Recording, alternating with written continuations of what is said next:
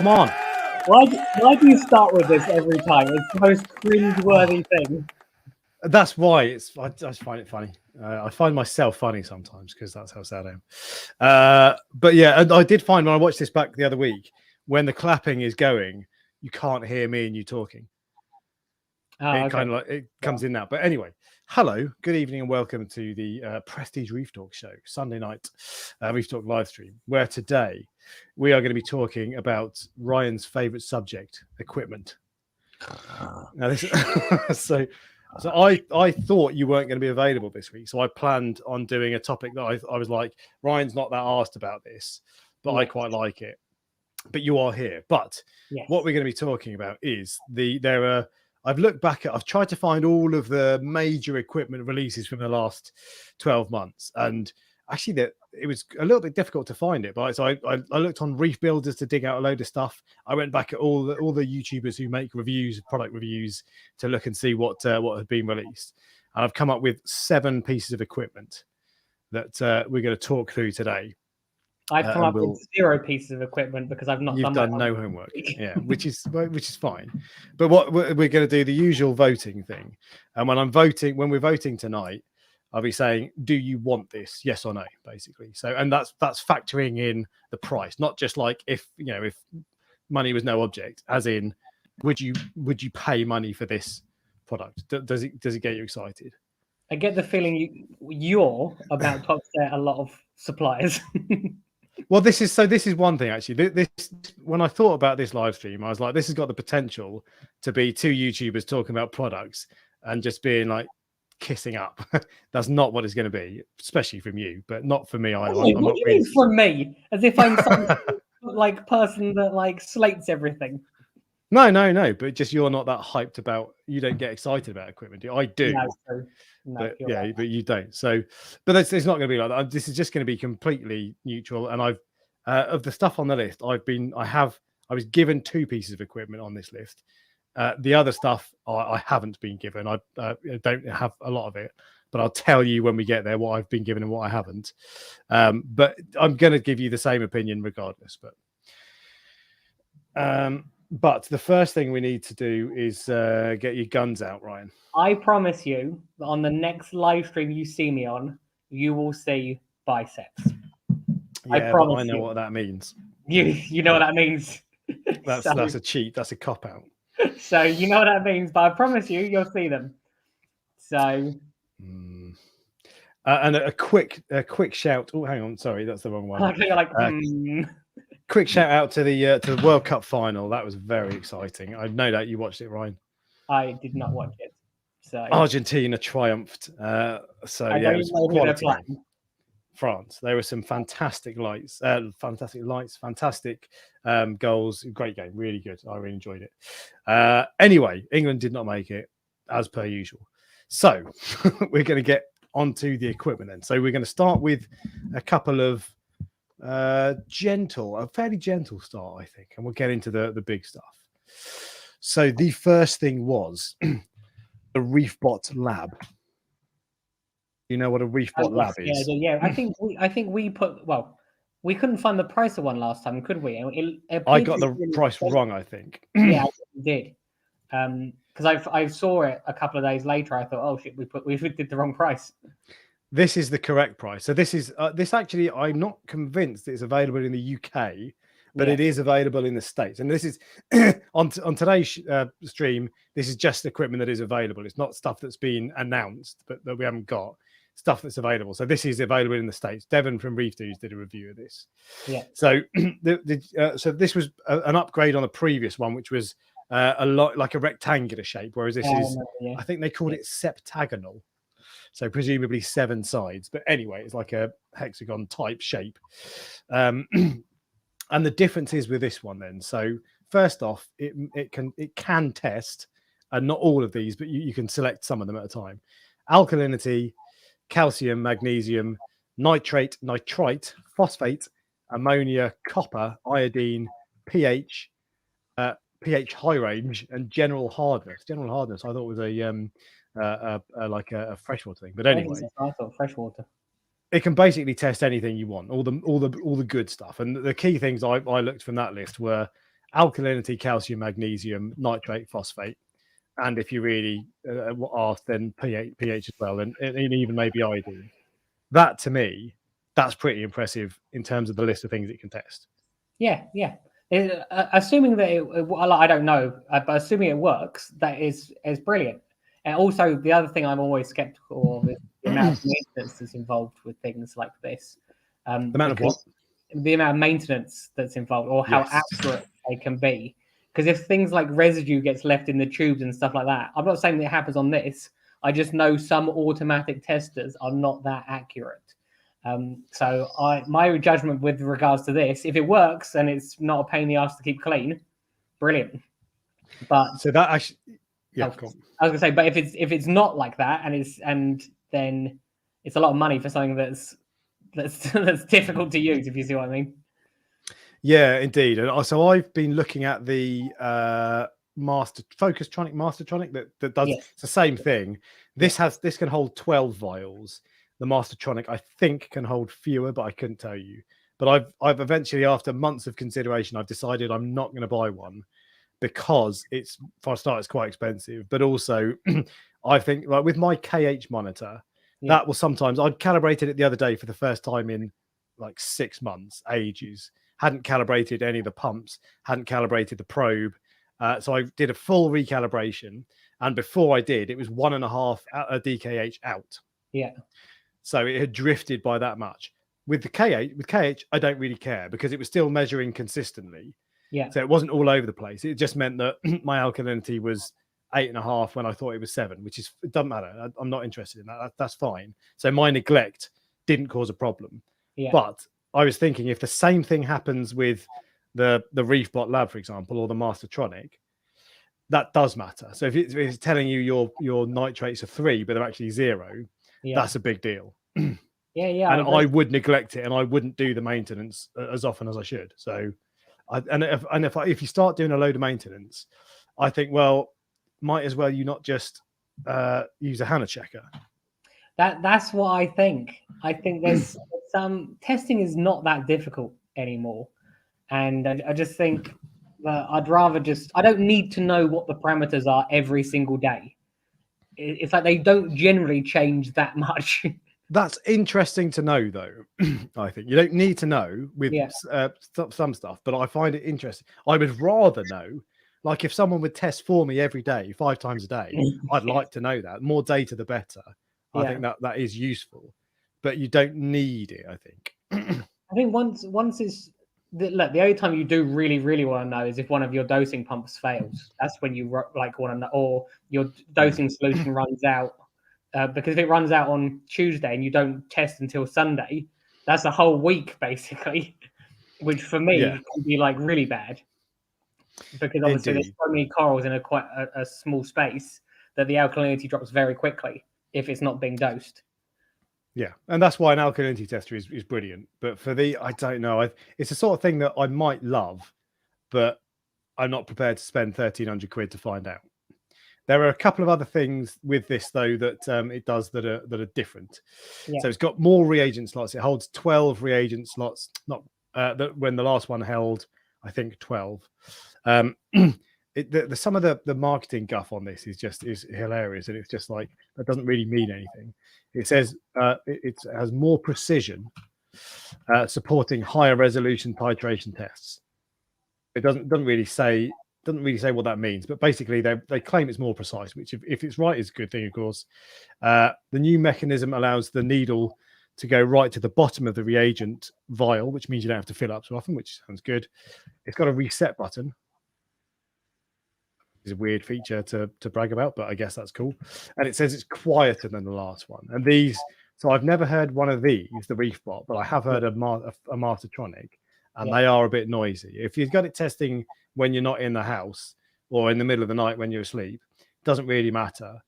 But you wouldn't want it going off when you're watching TV. Yeah, I don't know. I find it difficult to be excited about equipment, so I'm going to be probably quite subdue this live stream. But I know because all I would do, as I said, I would just have it tested in the middle of the night or at 6 in the morning when I can't hear it, and then you got your results straight away.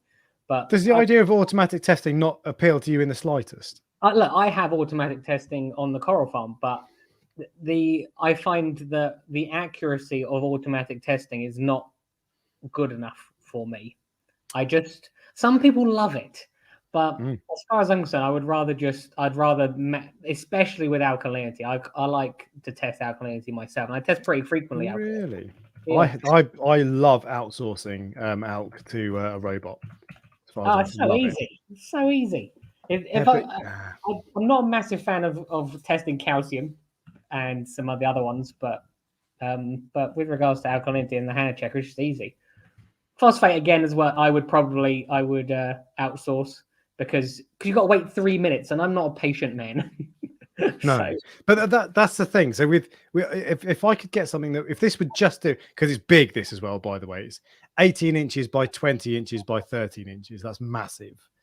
yeah. But if it would just test nitrate and phosphate, if it was half the price and half the size, sign me up, and I'd be prepared to calibrate that. It's just I can't be asked to calibrate everything, and I think 1,300 quid just to test nitrate and phosphate. You could probably pay someone £1,300 to come every day. And test you can't calibrate a person, can you? You can't test them. No, but I just think you literally, if it's your neighbour, you went, I'll give you £1,300, come test my fish tank every day. They would do it. This is not getting a lot of love at all. I'm slightly surprised, actually. I thought a lot of people would love it, but it's 8% currently. Would you buy Reefbot Lab? Yes. I think that's because of the price, though, to be fair. If it was 200 quid, different story. Yeah. But then if it was 200 quid, it'd be rubbish. I'm surprised 8%. But then again, they're aiming for the high, like a price tag like that. They're aiming for high-end reefers, like the very, very, like the people. Some reefers have, they have no concept of money because they have so much of it. So those are the people they're probably aiming for.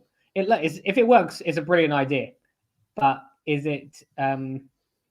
You can't. Let's put it. You can't put it under your sump, but you can't put it under your tank. Probably if it's that big, it'll probably take up too much room. Yeah, for sure. And also, you wouldn't want something that expensive with all the humidity and the salt creep. So you'd want it. You'd want it because you automatic testing, you have to have it connected to your tank somehow. All right. Well, there's the two comments quickly I'll pull up before I end the poll. 800 maybe, 600 yes, and I think that's 600 quid is the price point in which you get a lot more people interested. But if that was £600, it'd be rubbish because you'd have to strip out a lot to get it that small. So that's the issue with that. And the other one, someone said, I'd love a Trident, but can't justify the reagent costs. Have you heard of ABC reagents? Google ABC reagents. Someone's figured out what they've made their own Trident reagents, and they are dirt cheap. They're only, I think they're they're available outside the States, but they're definitely available in the States. But check it out.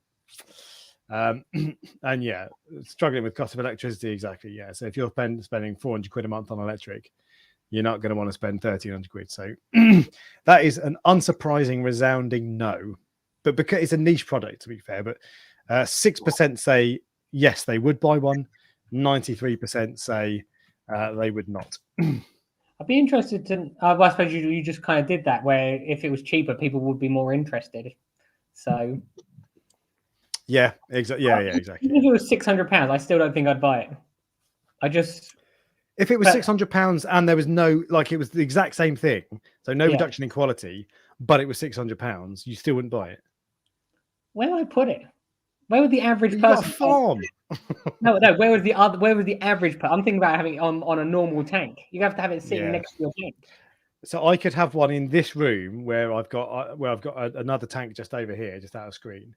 I could have it here under my desk, but in my main tank, it's in my living room. I wouldn't. I could have it in the cabinet next to the sump, but it would then I'd just have to. That's where my plugs are, and space would be an issue. Yeah. To some extent, I'm like the perfect client for them because I've got two systems here, and a third one will be on the way. So I will need someone to do all the testing for me because I wasn't going to be testing 3 systems, and one system's a pain in the arse enough. Yeah, indeed. Okay. All right. Well, we've ended the poll there for that, and niche product, so perhaps unsurprising. Moving on to number 2, and this is the Hanna magnesium checker. Did you see this, Ryan? I don't know what's on your list, if I'm honest. So I have not seen that. No. I'd be interested to know how easy it is to use. I assume it's probably similar. Oh no, it says 25 rate, 25 test. I can tell you. So this is some of the Hanna checkers. So the Hanna checkers that you want are the alkalinity one, which is really easy and really quick. Yeah, agreed. And the phosphate ultra low range, Yeah. and the nitrate high range. They are all brilliant.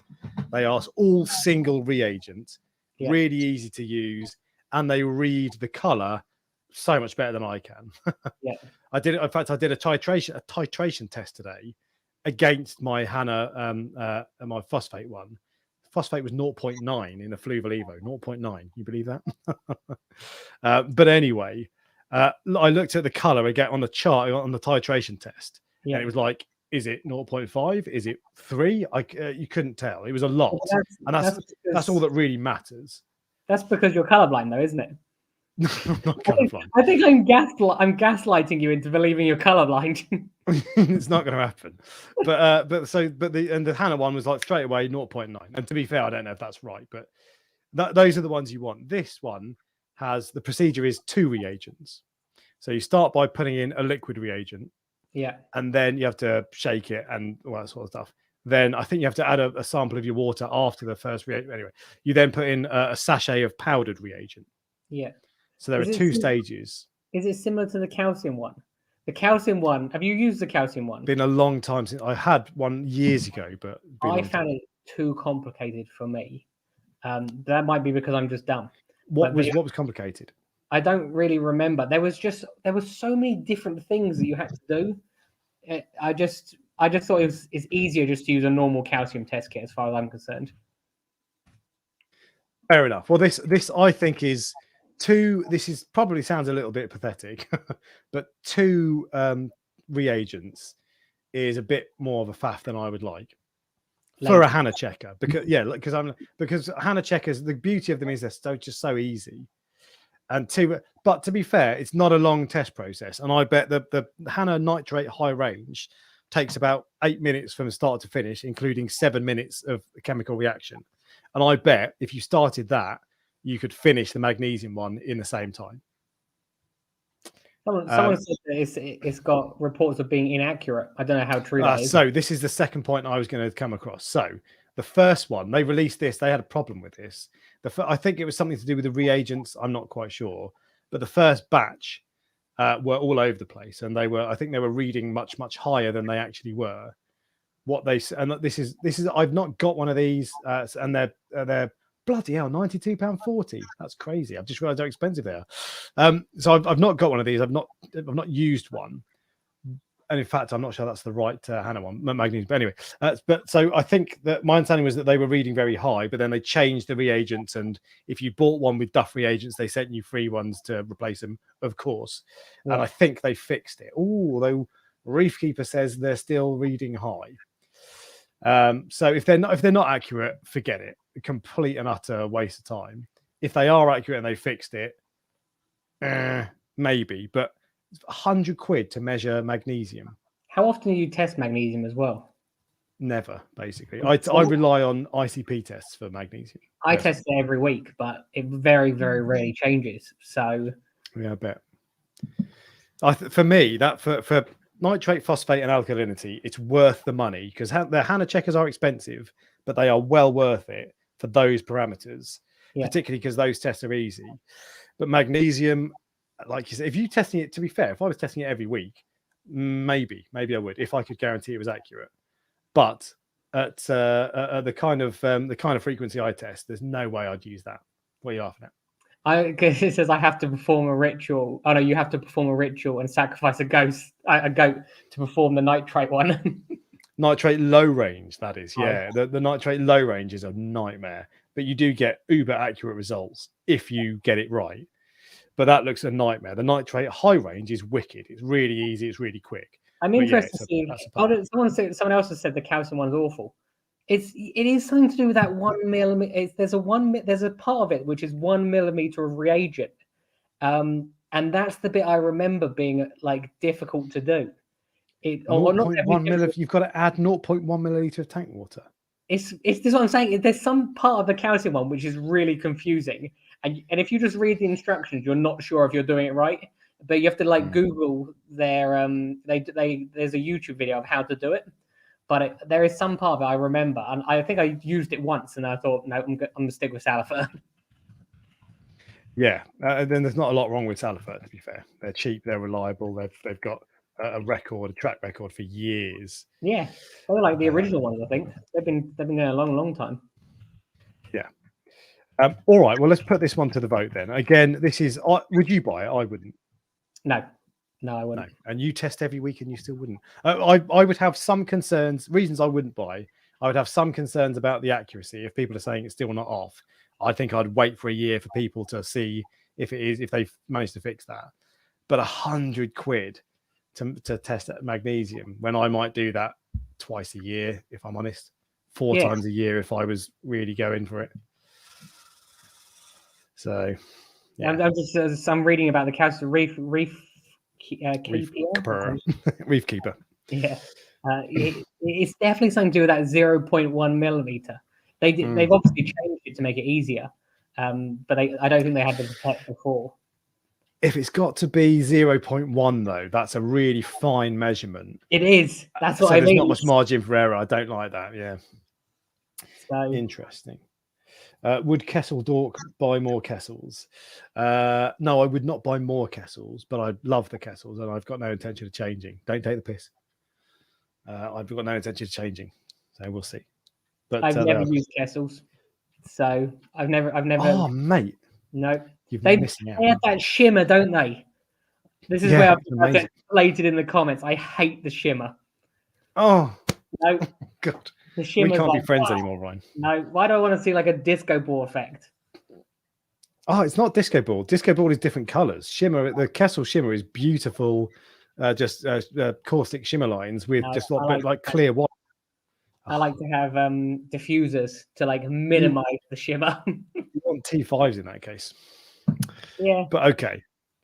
So second product was a niche product. We're onto some bigger stuff in a sec, but so the magnesium checker, I'm going to end the poll. 90% would not, 10% would buy the Hanna magnesium checker.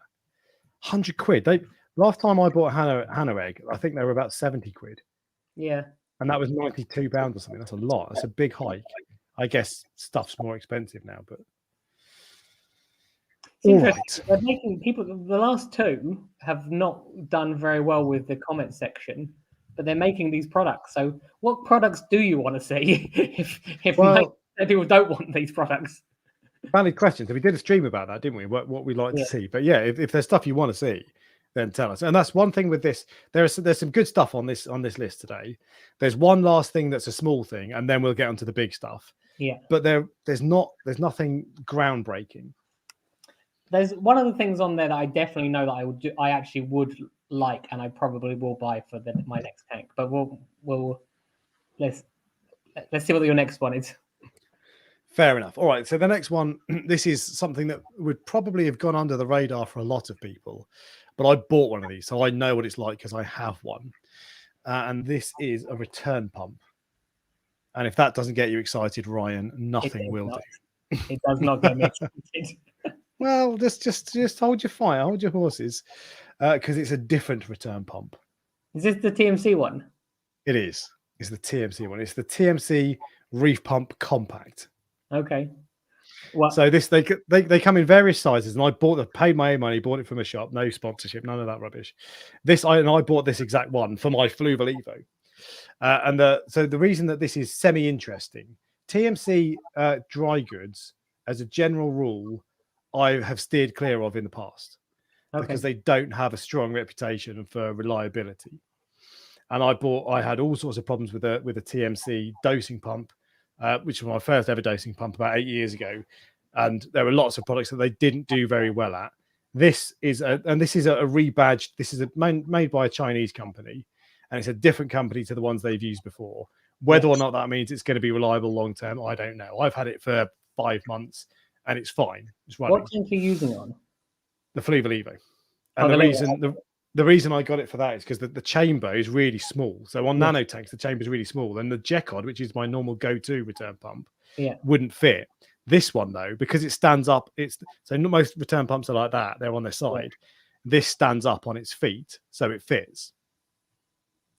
I don't know how much of a difference it makes. I quite like the fact that the inlet is at the bottom, because then if your pump, sometimes, you know, obviously your auto top up fails or whatever, it takes a long time before it stops working. Yeah, so there are a couple of benefits for this. One is that it fits in smaller spaces because it's upright. 2, and that's the name of the manufacturer. I've never heard of them, but 2 is that it feeds from the bottom, and so they say this makes it more efficient. And I saw one video where they were saying, oh, it makes it more efficient, and therefore you're going to be spending less money on electricity. Fuck off! It's going to make like 10 pence difference on your electricity bill. If that, it's not going to make it anyway. Look, that makes a big difference when your electricity bill is as high as mine. Exactly. But anyway, so I think that's rubbish. So whether it's more efficient or not, forget that.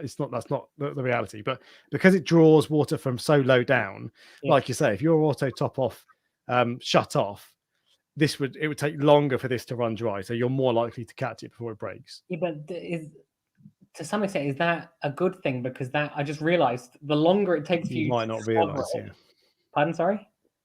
Because if you suddenly hear your return pump going, you'll know there's a problem. Whereas if it takes longer, the salinity is going up. Exactly. That's what I was just thinking. So I've put it forward as a positive, and now I'm wondering if it is a positive.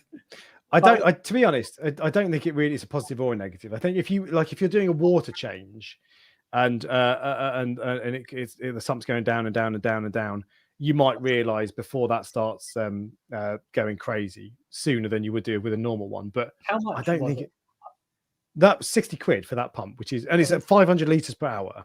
Because what I do think that, I don't know if it will fit, but if it fits in the canister, when you're doing a water change, you could just put the pump in the canister. I don't know if it will. I assume it will if it fits in the back of the flowable. But you could use that to pump the new water into the tank rather than having to lift the barrels up. Will it fit into one of those? Yeah. So that's possibly. Okay, fair. Maybe it might be a bit too big for that. But the thing I like about it, and the reason I think it's worth talking about, is because it's good for these little nano tanks that have very small spaces, and it's silent. It was so important that this was silent, and I don't mean quiet. This tank has to be silent, and it is. And I can put my ear next to the tank, and I can't hear it. Even the Jecod pumps that are really quiet, you can hear them if you try hard enough. They're very quiet, but they're not silent. That I only run it at 30%. That is silent. Someone was going to say, someone made a comment that I wanted to pick up on. Here we go. As you can see the excitement on Ryan's face. I know. Why buy an Evo and then change all the included equipment? Because the Evo as a standard is great, and it's really good if you've got a budget and it's sort of simple kit. But the pump was noisy as hell, I found. And the light was not, it's completely inadequate. For a start, you can only select it. It has to be on white or blue. You have to manually switch it over if you want to change it. And that's no good to me. I like it to ramp up and down, and blues in the evening, whites during the day. You can make it much better like this. So if you've got a bit of a bigger budget, why not? So that's why. But yeah, so that is the TMC Reef Pump Compact. Ryan, would you buy one? I would, for as I said, if it was for a canister, so I didn't have to lift the canister up, I would. And someone in the comments, unfortunately, I can't read their name, but it says that's exactly what they do with their mixing bin and pump new water. Oh, interesting. These come in different sizes, by the way, so you can get them all the way up to like 15,000 liters per hour. I wouldn't have one for my main tank because I don't know about the reliability. But for this tank, it's because it's so small. I think it's really good. Oh wow, 75% of people are on yes to this. So you put it in you can put it in your mixing bin because it fits in the barrel, right? Yeah. That's what I would use it for. I've never had I know they're expensive, but I've always had Ecotech return pumps, and they even had a long time ago. They had an issue with the L1s where I think they were overheating or something in the middle, or calcium was good. I can't remember for sure. But I had an L1 which I never did any maintenance on, which ran probably for like 4 years without any issues at all. Yeah. And like the farm runs 5 or 6 of them, 5 of them, and I don't have any issues. So yeah, that's the way it should be as well. You shouldn't. I mean, it's of course if you maintain equipment, it's better for it, and it doesn't have to work so hard and all that. But you shouldn't have to clean an expensive return pump like that. But it's good to hear. Eco Prestige. Yeah, I'm not sure what that's referring to. Is it the fact I don't clean it? No, Ecotech. Oh, okay. Oh, because you've got a lot of Ecotech stuff. So yeah, because I wanted to pick one thing that I could control everything on my phone from one. Instead of picking all different products, I just picked one brand and went with that. And the only other option to have everything on one would be Red Sea, I assume. Yeah, people often say, "I bet Worldwide Corals only get Ecotech stuff because they were given for free." Were you given all your Ecotech stuff for free? No, and Worldwide Corals, I can't say for sure, but I'm 99% certain that they pay for it. Yeah, I suspect so. I'm pretty sure. So I think one of the reasons I went for all of that is because I looked at everything else that everyone was using, all the other coral farms were using. I looked at all their parameters, all their equipment, and because I wanted to have the same success that they had, and I just thought if I use the same equipment as them, then that takes out, doesn't it? So and that's why I also matched their parameters as well. Yeah, you're talking about temperature and all that before. Okay. Yeah. Fair enough. I'll come on to something about this in a second, but PJ says check salinity daily. I mean, how often do you check salinity? I check salinity twice a week, but only because that's when I'm doing my water pulling change. Water out. Yeah. Okay. Yes. So when I do the water change, I check the salinity of the new water and I check the salinity of the existing water. And then even though I'm only doing a water change on one system at a time, I will check the other one because I only have to walk across the room. And I just put it in because I have a Hanna salinity checker, which I believe is the best way of checking salinity. If it's just been calibrated. Yeah. Which I do calibrate it regularly. Okay. So there's nothing more. I wouldn't discourage you. I wouldn't say don't test salinity every day. But for me, it's crazy to test every day. It's just unnecessary on most systems because it's unlikely to change. Yes. The difference, obviously, for me is because obviously I'm taking water out all the time. Interesting. So okay. It does creep up over a long period of time, as you found yourself, but it's it takes a long time to get to that stage. Fair enough. Well, I'm going to end the poll on that, and this is the first success. 68% of people would buy, 67%, sorry, would buy a TMC Reef Pump Compact. 32% would not. To be honest, for the most of the time, I go with what I know in terms of return pumps. So Jacquard work for me. Yeah. So I would tend to stick with them. But I'm very happy with it. And it was the best option that I could find for this tank. All righty. So that is the gentle stuff out of the way, the more niche pieces of equipment. We are now on to the big guns. I'm intrigued where this is going. Are you ready, Ryan? I think I'm ready, yes. Are you sure? Just want to make absolutely sure. I feel that I'm a little bit less enthusiastic than usual. I don't know if you've noticed. Other people might have noticed. I have noticed. I've had a very, very long day today. I tried to get a lot of stuff done today. So, and I thought I'd be fine for this, but I actually feel really tired. So I apologize now for my lack of enthusiasm. We're all right. There's enthusiastic people in the chat. So that's good then. I will try my best to talk to them. Yeah. James, mate, tell us about what do you think about the Radion Gen 6? In fact, James is foreshadowing this because the next one is, boom, Radion Gen 6. I was intrigued by these. I actually am intrigued. Really?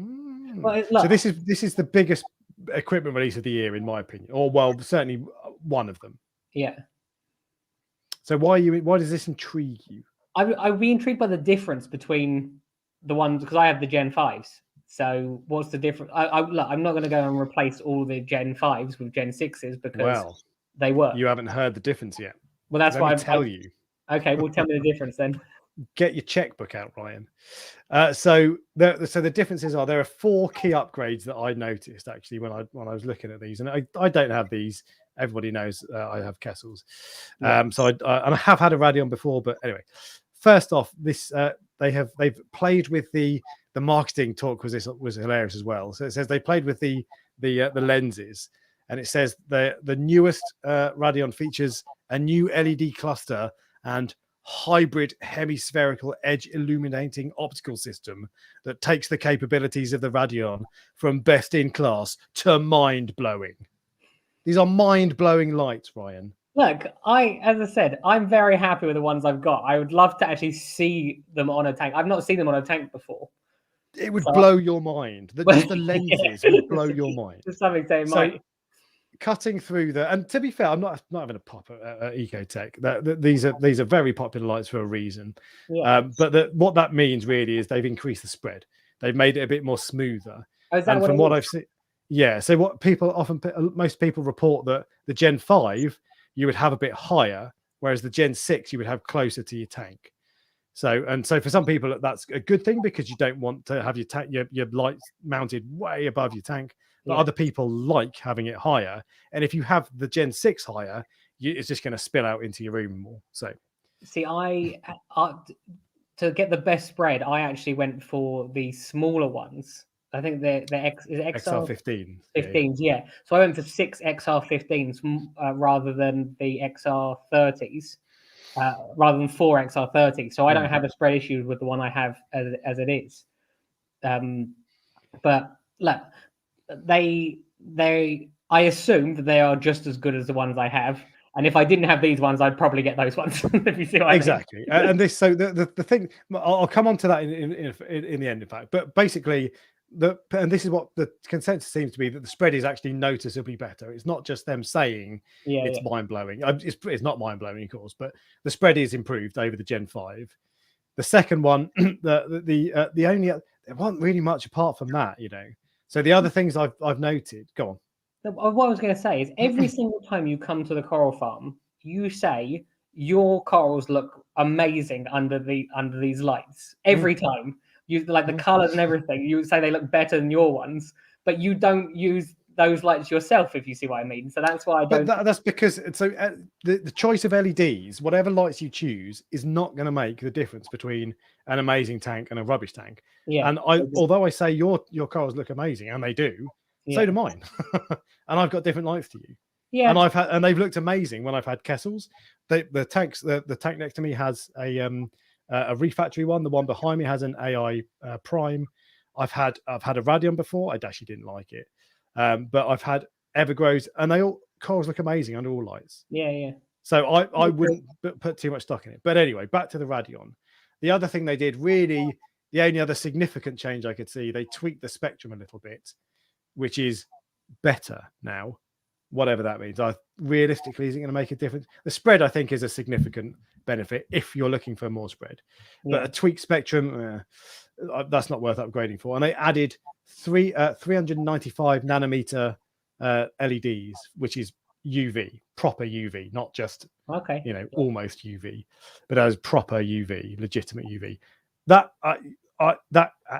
There's been a bit of discussion about UV lights in the hobby. I have no interest in that whatsoever. Kessels supposedly have 395 nanometer UV. I just don't care. I can't imagine until someone can prove that makes all the difference, and your corals are going to be healthier with UV than without UV. I don't care. So that for me is just it's a good thing, I suppose, but I just don't care about it. The spread I think is impressive, and the tweak spectrum. If they're making, usually the new lights cost the same as the old lights cost when they first come out. I don't know what the cost of these are, but generally that's what usually happens. I think the old lights get discounted and then the new lights come out. If they're an improvement of the old ones and you don't have lights already, then great. Because why wouldn't you want an improved light for roughly the same cost? If you've got them already, and they're working, then I don't need to upgrade all the lights, all 36 lights. Which I think is the exact right way to look at it. This for me. This is probably a step forward, Yeah. arguably. It's certainly not worse, but is it worth changing to, like, your Gen 5 lights haven't suddenly become terrible. They're still a really good light. No, yeah, of So course.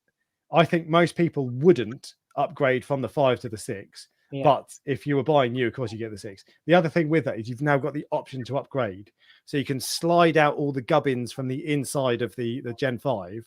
You can buy an upgrade kit, slide in the new Gen 6 stuff, and you've got a Gen 6, which is cool, but bloody hell, they make you pay for it. It's expensive. I would be too worried about destroying the light if I tried to take it apart. It looks very easy, but it's so I think you'd struggle to get it wrong. But yeah, I get what you're saying. But it's, I think so. I'm just looking on online now. The XR30 is a £400 upgrade, and the light, a Gen 6 light costs £800. So to upgrade your Gen 5 to a Gen 6 costs you half that. To some extent. I don't think that's terrible, because if you were to sell your Gen 5, you would probably get half price if you're lucky. So you'd save £400. So you might, I don't think that's too bad, because it was never going to be like £100, was it? Otherwise, everyone would do it. I just think it's a difficult one for us to comment on without. Have you actually seen these lights I've seen them. Yeah. I haven't. I haven't, so I don't know. I can only go from what I had before, and if I was starting the coral farm again now, those would be what I would use if I had no lights. Okay, fair enough. Well, I think this will be a popular one because a lot of people like Radion. So, would you buy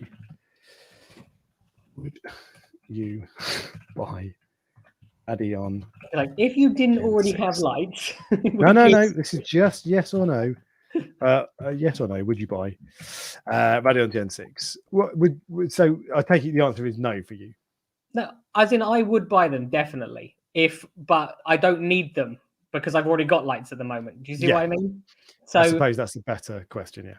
Yeah, because if, as I just said, if I started the coral farm again from today, those would be the lights I would use, because the new lights that I had when the ones that came out when I was building the coral farm was the Gen 5s.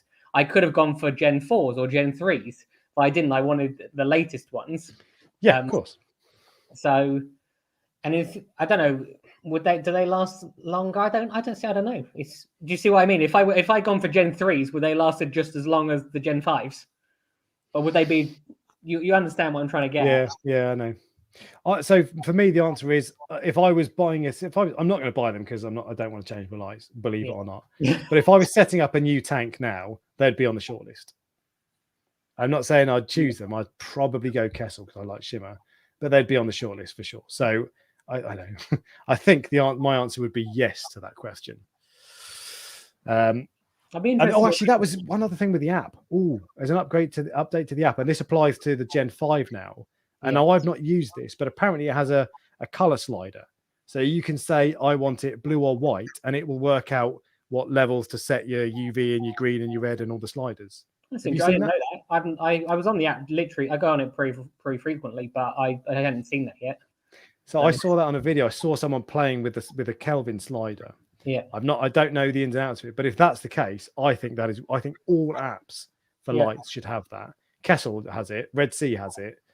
And because the app for the AI light is rubbish. I hate it. It's just when you got it set up, it's okay, it's fine. You don't need to worry about it. Yeah. But setting up in the first place is a pain in the arse. So a color slider. So you set it to blue or white, and then you set the intensity. That's what I think you want. This is me. Hang them, press AB+, done. Leave it. And then just ignore them for the next 2 years. So this is a question about life expectancy of LEDs. I think for most of them, you would expect them to last thick end of 10 years, although towards the end of that, you might want to be replacing them. Kessel, though, on the Kessel website, I should probably fact check this, but I checked a while ago, and it was like they said they've got a 5-year life expectancy. Really? I was like, 5 years? That's nothing. And they're bloody expensive. Yeah. So fact check that if you're thinking about it, but I think that's right. So, but realistically, I'd keep Kessels for more than 5 years. Realistically, at least 5 years. Probably, they're likely to outlive your tank. God, it's going to be a painful fight. In 3 years' time, it's going to be very painful for me if I can't replace all those lights. I don't think they will. I've actually kept my Gen 4 lights because I know at some point I'll use them again. So I've just got them a box upstairs, and they will probably go on the new tank because there was nothing wrong with them. So why would I? Yeah, indeed. And I think par degrading, you'll probably lose par, and the spectrum might leach a little bit. But I don't really know. I've used old LEDs before, and they've been fine as far as I can tell. But I've not got a spectrometer out and tested it, so I don't really know. But as far as I'm concerned, I think you're for 99% of people, your lights will outlive your tank, and you'll upgrade or whatever before then. Some people keep tanks for years, in which case you want metal halides or T5s, but I think they'll probably be all right. All right. Well, you can use Mobius, correct? And I do use Mobius for that, but it's still rubbish, I think, in my opinion. Mr. Reef Dork, why did you choose an AI prime over Kessel for the fluval? Because the deep blues in the evening are much better on the AI than they are with the Kessel. It was a close call, but that was for this tank, that was more important to me because this was going to be LPS mainly. All right, so I'm going to end the poll on the Radions. It's 50-50. In fact, I'm going to wait for a second to see if it changes to exactly 50-50. No, I'm going to end it now. It's 49% say yes. It drops. Oh, no. 48% say yes. 51% say no to the Gen 6 Radions. So still 1% missing. It does that every poll, I think, doesn't it? It's really annoying, but whatever. But there we go. Yeah, I think they're a pretty popular light, and it's no surprise. Next one then. I've got 3 pieces of equipment left. Two are I think quite big. One of them particularly. Is the next one? No. Can we do the Red Sea one? Because I want to be excited about something. Okay, you're not going to be excited about the next one. So let's jump on to the Red Sea Reef. We'll skip one. Red Sea ReefMat. That's the one I actually would like to try this. I think you've got one, haven't you? I've got 2. Genuinely, I really, really want to. My next, I've never had a filter roller, and apparently it makes a big difference. You use filter socks or filter floss, right? I use filter floss at the moment. Yeah. Okay, so I started with filter socks, and they were too much of a pain in the ass, so I took them all out and then put a grate in, and then put filter floss on. Yes. Okay. Fine. How often do you change it? Once a week, which is not enough. Really? So I've got this. My filter on this is a little sponge. Yeah. One of these, it's filter fleece. Like I bought like a meter square for my local fish shop for like £1 and just cut it, and I replace it every couple of days. Twice a week I try to do it. Yeah. Even then my phosphates are 0.9, so it's obviously not effective for phosphate, but my nitrate is 0.5, so it's obviously very effective for nitrate. But anyway, so I love my ReefMat. This is one piece of equipment I was given. So I have 2. I was given the first one for free, and I bought the second one. So I bought it secondhand. They started to come on the secondhand market. This for me is although there've been reef filter rollers before, this moves the game forward. So this is like Red Sea have taken the Apple approach with this. They've let everyone else sit back and bring out their own filter rollers. Yeah. And they've sat back and gone, yeah, that's all right. Don't like that. I don't like that feature. Don't like that. Let's make it better. And they brought out this, and this is how they should be. As far as I'm concerned, I always thought filter rollers were very expensive. And that annoying bouncing cart thing is doing my head in, so I'm going to get rid of it. I've always thought filter rollers were expensive. £300 for a filter sock. That's a lot of money. And the ReefMat is no different. It's the same price as all of them, roughly, give or take, £300.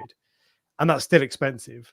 But I think the ReefMat, because it's got so many features, I think it makes the others look really expensive because they don't really have any features. Is it more or less than the others?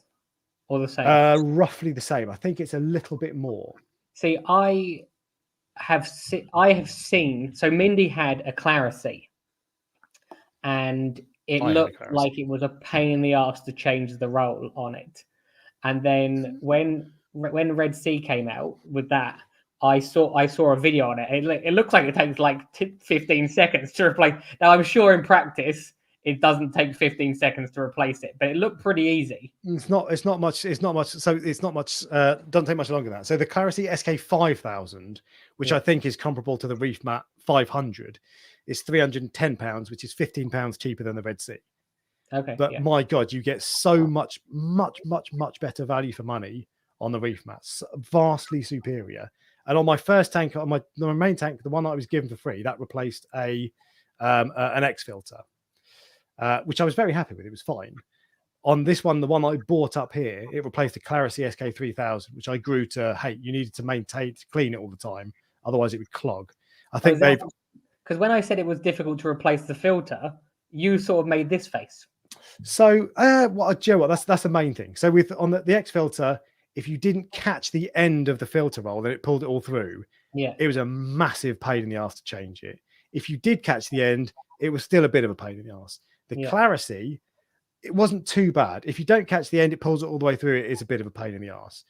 But if you catch the end of it, which you almost always do, I never found it that bad. You had to staple the new roll onto the end of the old roll, or you didn't have to. That's what I chose to do. And taking the old roll off was quite easy. It just slides off. That's a really good feature on that. But it was a little bit of a faff, and I was never that much of a fan of it. But the reason I ditched it is because it kept clogging. The inlet thing kept clogging, and if you can be asked to clean it once a month or once every couple of months, it's great. But I can't. The ReefMat is so much quicker at changing it. It doesn't matter if you catch the end of the roll or not. It's the same, and it's just so easy. So they've nailed the change mechanism. The trade-off of that is that it's huge. Oh, is it? I didn't know that. It's massive. So even the 500, it takes up a lot of space in my big tank, and I've managed to fit it in a 2 foot by 2 foot tank, obviously with a small sump. But there's not a lot more space left in there. But a couple of the key features I've noted on my notes for the ReefMat. Roll change is much easier. Easy maintenance. Someone asked if it's someone asked a question about it. I meant to pull it up. A lot of love for this, by the way. I can't find it. But do you have to build it? You don't have to build it. It comes in 2 sections: the bucket and then the gears. It's really easy to take apart to maintain, which just makes it so easy. And it's also it's big, which is a trade-off. The other good thing is the app. It's got an app which other things don't have. So the Clarity, it will beep at you. It's got an alarm. So if something's going wrong, it sets off an alarm. Yeah, I remember. I hated that. I hated it so much because you can't turn that off. And it would be if the motor doesn't turn for 24 hours, it beeps because obviously you need to do something. Yeah. But it's like it would do that every now and then at 3 o'clock in the morning. Really? And I was like, I don't tell me tomorrow. I don't care. And you couldn't turn it off. Or if you could, I couldn't figure out how to. Yeah. And I hate it. And it would happen because mine would clog relatively often. That would happen all the time. And it drove me crazy. Yeah. The ReefMat app will do the same thing, but it'll send you a notification. So if you're asleep, it doesn't matter. You don't hear it. And it tells you when the roll is going to end. It tells you how much roll you use per day, all these sorts of things. It's really useful. You don't need an app for a filter roller, but it's actually pretty good. Useful. It's one of those things where you just think, how did someone invent this? Like, because filter socks, they were a problem, and then filter floss is fine. But who went, I'm going to get these gears which change? Do you understand what I mean? With that, I can see how someone came up with the feeling roller mat, because it's like, imagine if you could have this changing automatically and just turn. I can see how someone would come up with that. That's not that crazy. When I saw it, I was like, oh, that's awesome. But yeah, I remember. I can see that. I remember. Yeah. I just remember thinking, how did someone come up with that? But maybe I never really thought about it. So making something new. So that's the engineer's mind. I'm going to look through for a lot of people saying they love their ReefMat. I'm trying to find someone who says they don't like it because I want to see balance here. Do you have to build it yourself? There you go. No, you don't. It comes in 2 sections. But all right. So there's not a. I can't find anyone. I would love a video on how to connect the pipes to one. If you subscribe to the Reef Dork Extra channel, if I can finish, I've got one lined up. I've had it lined up for months. I just haven't finished it. I'll put one up in the next couple of weeks. Love my ReefMat. Just purchased ReefMat, best thing ever. Yeah, so people like it. But fair enough. Well, let's put it to the vote then, because I love it, and the fact I think it, obviously I was giving it for free, so I'm bound to say nice things.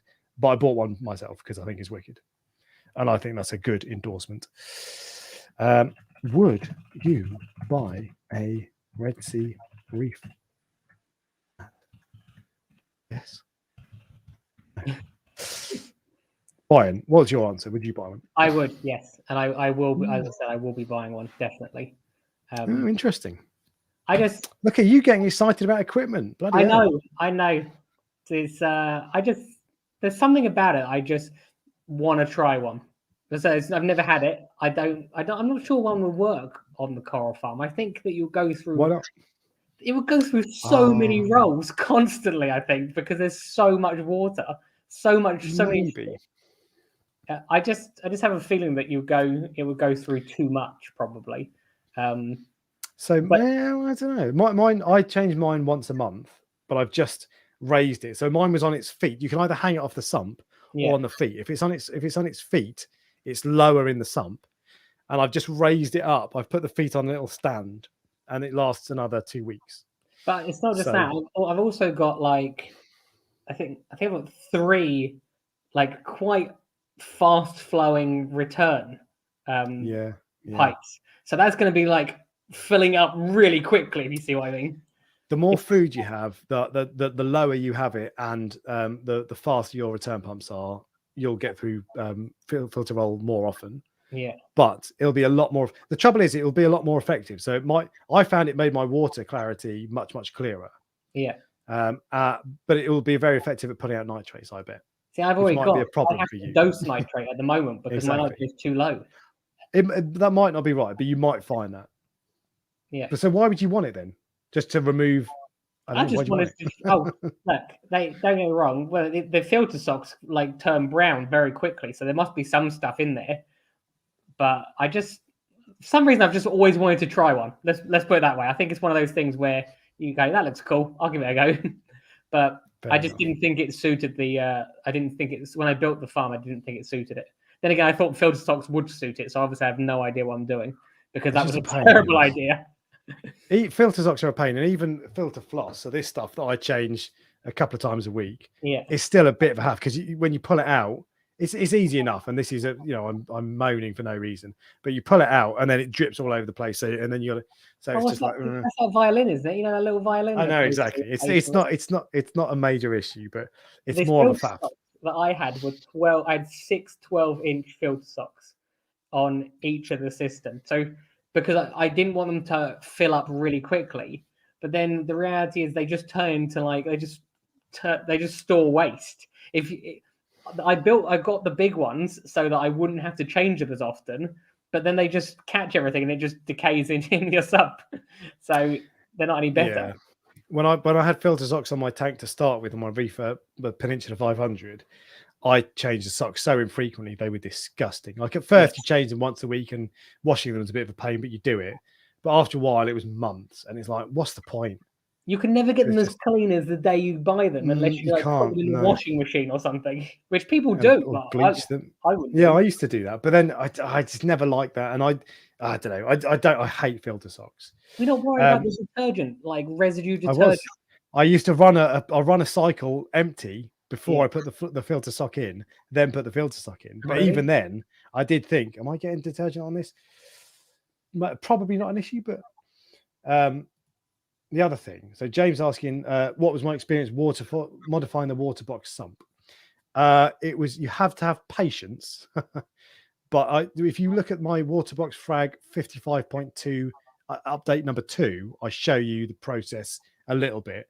But you have to have patience. But if you have the patience, you can do it.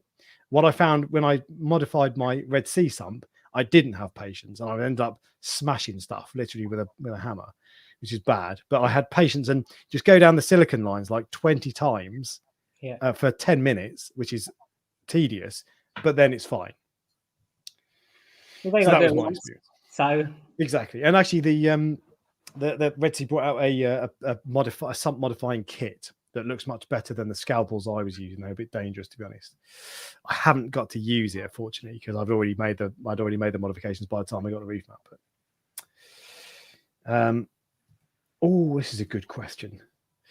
Isla Holdham says, what are your thoughts on buying the latest and greatest versus last gen in second hand? The gear junkie me once knew, are the changes that great though? I am a huge fan of buying the last generation second hand, especially when like the Gen 6 Radions come out. I'm sure they're fantastic, But are they going to make your corals look better or grow faster than the Gen 5? No. And if they do, it will be such an imperceptible amount. Yeah. So and when people buy the Gen 6 comes out, everyone's like, sell my Gen 5. So there are more available, they're cheaper. I'm a huge fan and advocate of buying the last but one level of kit. I don't feel like that at all. When something new comes Really? out, I don't feel let's quick sell my old stuff. I just don't.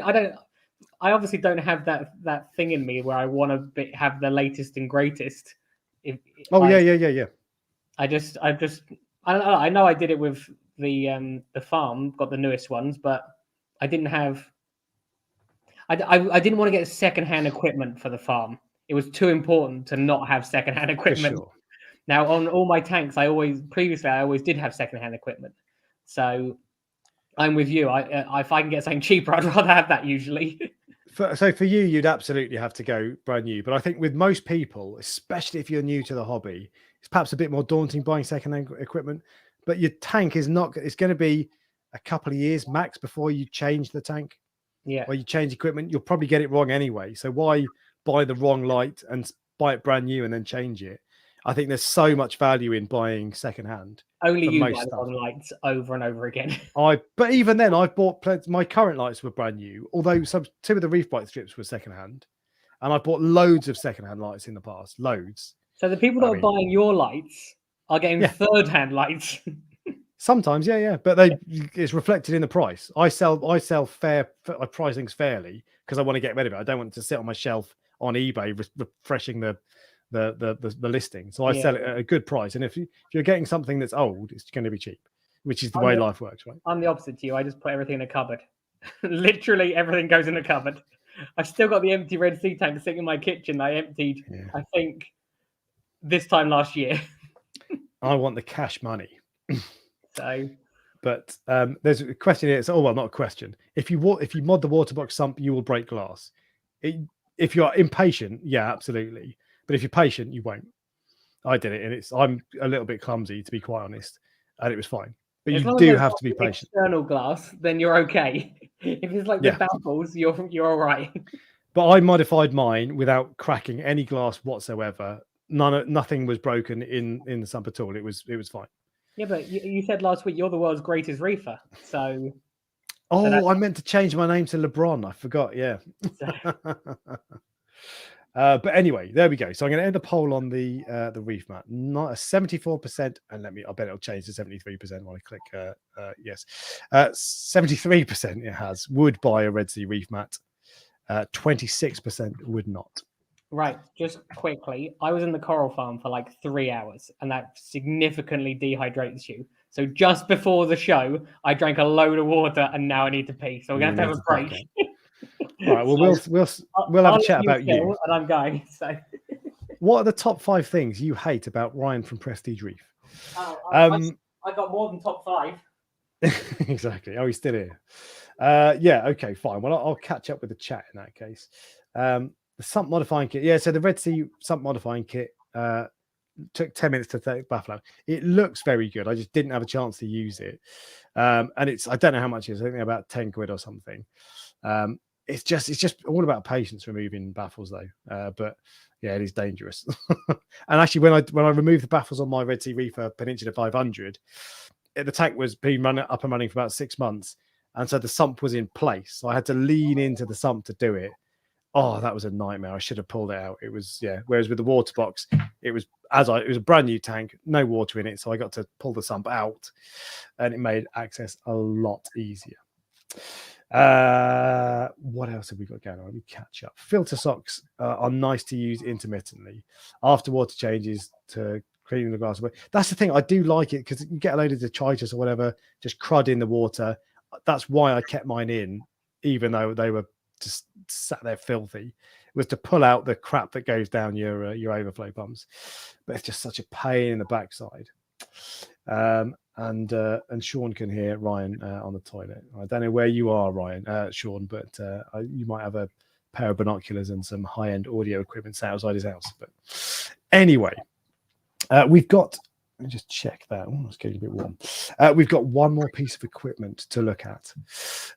So before I get onto that, whilst we're still waiting for Ryan to come back, If there's other new equipment that you've seen that I haven't mentioned yet, mention it in the chat and we'll talk about it, because I've only got one last bit. This was a pretty quiet year for new equipment, and the pieces I've got, there are other little bits knocking around, but there was nothing groundbreaking, and only these pieces. So I'll be less distracted now. You know, you got back upbeat, Ryan. You know, you're going to be happy now, are you? Yeah. Cheery.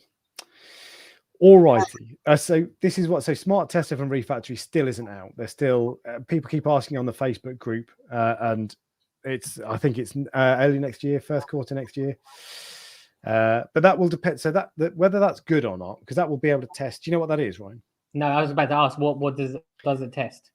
So it will. It's the same as the Reefbot: alkalinity, calcium, phosphate, nitrate, all that stuff. Yeah. But it does one. So you buy one Smart Tester, and it can test anything, but it can only do one at a time. See what I mean? Yeah. Yeah. Actually, that's because then you can choose. If you only want to have 3 things tested, you can. Do you know how much they cost, or we no idea? No price announced yet, and I haven't been told. So there are two things that will mean whether or not this is a success. One, is it accurate? Yeah. And 2, how much does it cost? Because I think if it was if you could buy one for nitrate and one for phosphate, what you didn't watch it. Why is that so? I didn't know I didn't realize you were watching me, Sean, in the bathroom to know whether I did or didn't wash my hands. That's even more weird. I did say I did comment on that, to be fair. But yeah, so but anyway, so it's so you could buy one to test phosphate and one to test nitrate. In theory, you could swap the reagents around and test magnesium or calcium. No one's going to do that, I think. Yeah. But if it's got to be accurate, of course, goes without saying, and the price is important. So actually, let's see. What have you started? I know. But let's see. So these are the Smart Tester will test one parameter, nitrate, phosphate, whatever. How much would you pay? Say in the chat below, how much would you pay for one piece of equipment that will test one parameter automatically? So then, for example, if you bought 2, you'd be able to test nitrate and phosphate automatically. That could add up really quickly if you think about it. Because at first I thought I'd probably pay 150, but then I was like, what? Do you think that's a lot or not enough? That's nothing. Because if 150 quid, that's not much more than a hand checker. Well, think about the equipment they've got to. But think how much equipment they've got to. I think 150 quid. There's no way. But how much would you pay? I can't remember how much the GHLs cost. I think they were 300 something. I don't know. I said I don't like automatic testing because generally it's not as accurate as I want it. Well, I feel this might be facetious, but Abbas would pay £1. Serious quotes though: 200 quid, 50 to 60, 300, 200, 150, $100, 200. So my 150 wasn't so far out. I'm not saying these people are right. I'm just reading out what they're saying. This guy heard €400 each. Nothing's been announced. They don't tell me anything, to be fair, but nothing's been announced. 400 quid, you'd pay 500. Wow, that's a lot. For one test, £500 sounds like. Because that's the thing. If it's 500 quid, you buy 2 for nitrate and phosphate. That's $1,000. For another £300, you could get a Reefbot lab and test all those other things. Yeah. The difference with this is that it'd be smaller, which is a benefit. Personally, I think it needs to be around the 200 to 300. I think 300 is probably more realistic. It's not smaller if you've got 10 of them all stacked up on top of each other. Well, but if you've got 2, I think if they're £300, that's competitive. If they're 500, I think that's a bit niche. I'd still be tempted, but I've yet to see any company perfect automatic testing, even the Trident. Supposedly the Focustronic Mastertronic is pretty solid. I've never used one or seen one in real life. I don't think. I know one person's got them, but there's no automatic testing which I've seen where I would let it adjust my parameters. So, no, for sure, no. But that's the level you want it to be at. It's not the level I want. I just want it to test. I want it to test and tell me that for me is a step beyond. That would be cool, but I don't want to hand over the control for that. But if you don't trust it enough to be able to dose for you, well, how come you trust it enough to be able to dose yourself based on the instructions it's giving you? Because so with a KH keeper, for example, and any alkalinity tester, it will Yes. test all the time, every day, all that Yeah. sort of stuff. And the reason I don't trust it is because it might clog, or Yes. the reagent tube might pop off, and it will suddenly give you a false reading. Mm-hmm. And if it gives you that false reading, or it might drift over time because you're not calibrating it because you get lazy like I do, and I don't want it to be dosing to that level. But as long as I know what the test is coming in at roughly, so 8.5, whatever, and if it turns out it's 7.5, that's fine. I don't care. That's what I want to know. I want it to be consistent. I'm not bothered about it. I wouldn't hand over the reins because of the occasional bump or whatever. Yeah. Because of drifting. I have to make adjustments pretty frequently with dosing based on how much coral's gone out that week, how much coral hasn't gone out that week. Like you understand what I mean? Where like it changes quite a lot with a farm for me anyway. So that's why I like to have an accurate reading rather than whether it's going up or down. I like to know if it's too low, then I need to start dosing more. But 2 weeks later, I might have to lower the dose again because I've sold or not sold more corals. If you see. Yeah, okay. And so PJ says Trident is great, but wouldn't let it drive my tank. And that's what I'm saying as well. And I said earlier that I wanted to look for negative comments. Well, Sammy has gone all guns blazing. He reckons that the smart test will be 1,000 before taxes. I'd be amazed if it's that high. And he says he already bitched at them directly when they revealed it. Openly told them this is a failure before launch. You heard it here first.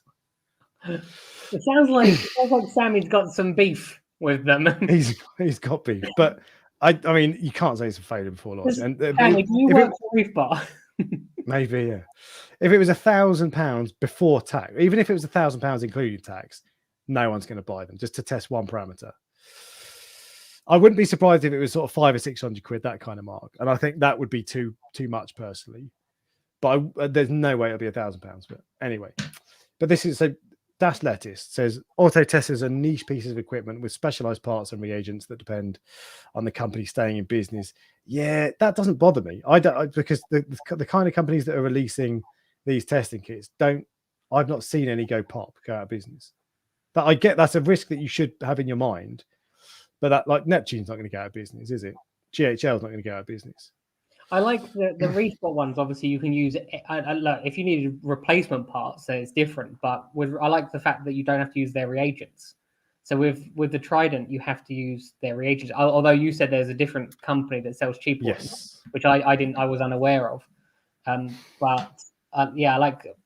Is the Reef Factory one going to be using different reagents as well? Do you know? No idea. Don't know. I think they will make their own reagents, but that's just because they make their own reagent for the KH Keeper, and they brought out. In fact, they sent me a load of test kits. I'm not going to make a video about them, but they just sent me a load, and they have, as far as I'm aware, these are their own reagents. They come in Reef Factory branded bottles, so either they will source them from somewhere or they'll make them themselves. So look at you getting all this free stuff. I haven't had free stuff in ages. Free test kits, is that something to get excited about? Well, you've got a free ReefMat. I'd like a free ReefMat. And I'm not complaining about getting free stuff, but yeah, the free ReefMat was wicked. To be fair, that was very good. Yeah. Anyway, okay, so do you know what? Let's. No, I'm not going to speculate.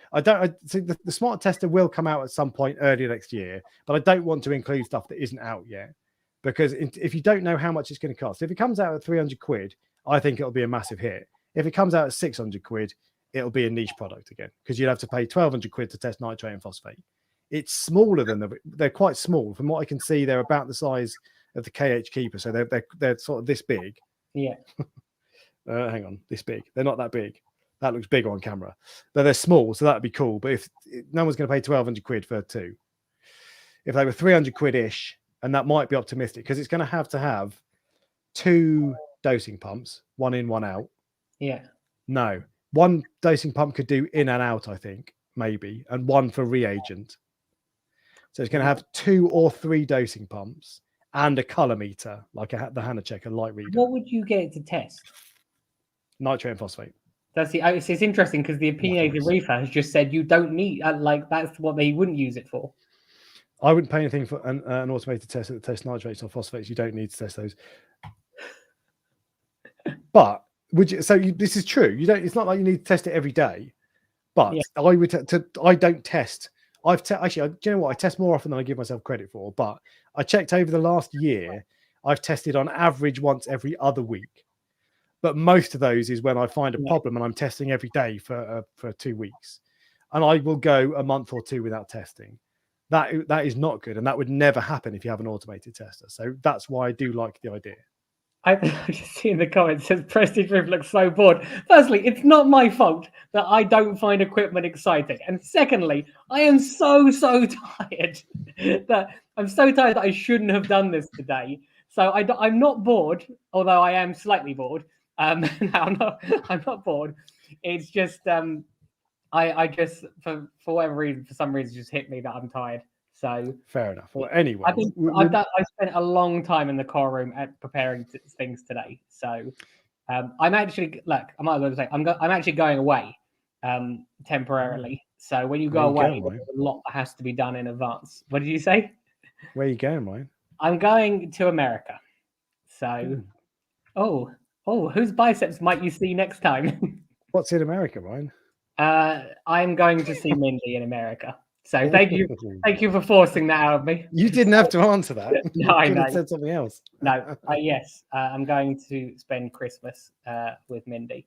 So I do have people staying at the house, so don't come and rob me because it will frighten them.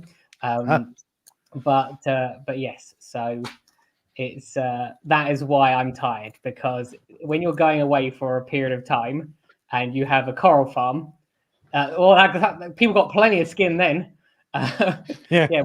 When you go away for a period of time, you have a coral farm. There is an extensive amount of preparation that needs to be done. So I've prepared I've spent weeks worth of water changes and filter floss and everything to make measuring out all the amounts of food so that they can't overfeed them. So are you going away for a month? It's less than a month. It's slightly less than a month. Yes. So there's a lot to do to get that done, basically. Long time. You will see me, but you're not doing one next week because it's Christmas, aren't you? I assume. Christmas Day, yeah. Yeah, I assume you're not doing a Christmas Day live stream. Correct. I'm definitely not doing a Christmas Day live stream. No. But yes. There'll be one the following week, which is New Year's Eve, maybe. New Year's Day, sorry. Okay. New Year's Day I probably will be there. Maybe not New Year's Eve. But yes. So see, all of a sudden everyone got the gossip they're waiting for, and it's more they're like, oh, this is what we came for. Yes, I'm going back to America. So there we go. Well, we'll move on from that because we've got one last piece of kit, the last new piece of equipment this year. That again, this is one that I think is it's an upgrade. So it's not big, but I think there were some welcome upgrades. And this is the Red Sea Reefer Gen 2 tanks. Red Sea Reefer Gen 2. What's different about them? I'm glad you've asked. So let me just bring up a photo first off. I mean, everyone knows what a Red Sea Reefer looks like. This is the bit. I think that's the XXL or something. So, but yeah, there we go. So nice close up close ones. So the few things that are new about it. For a start, it's 10% more than the last generation of tanks. Roughly, they all slightly vary because there's about 1,000 different varieties.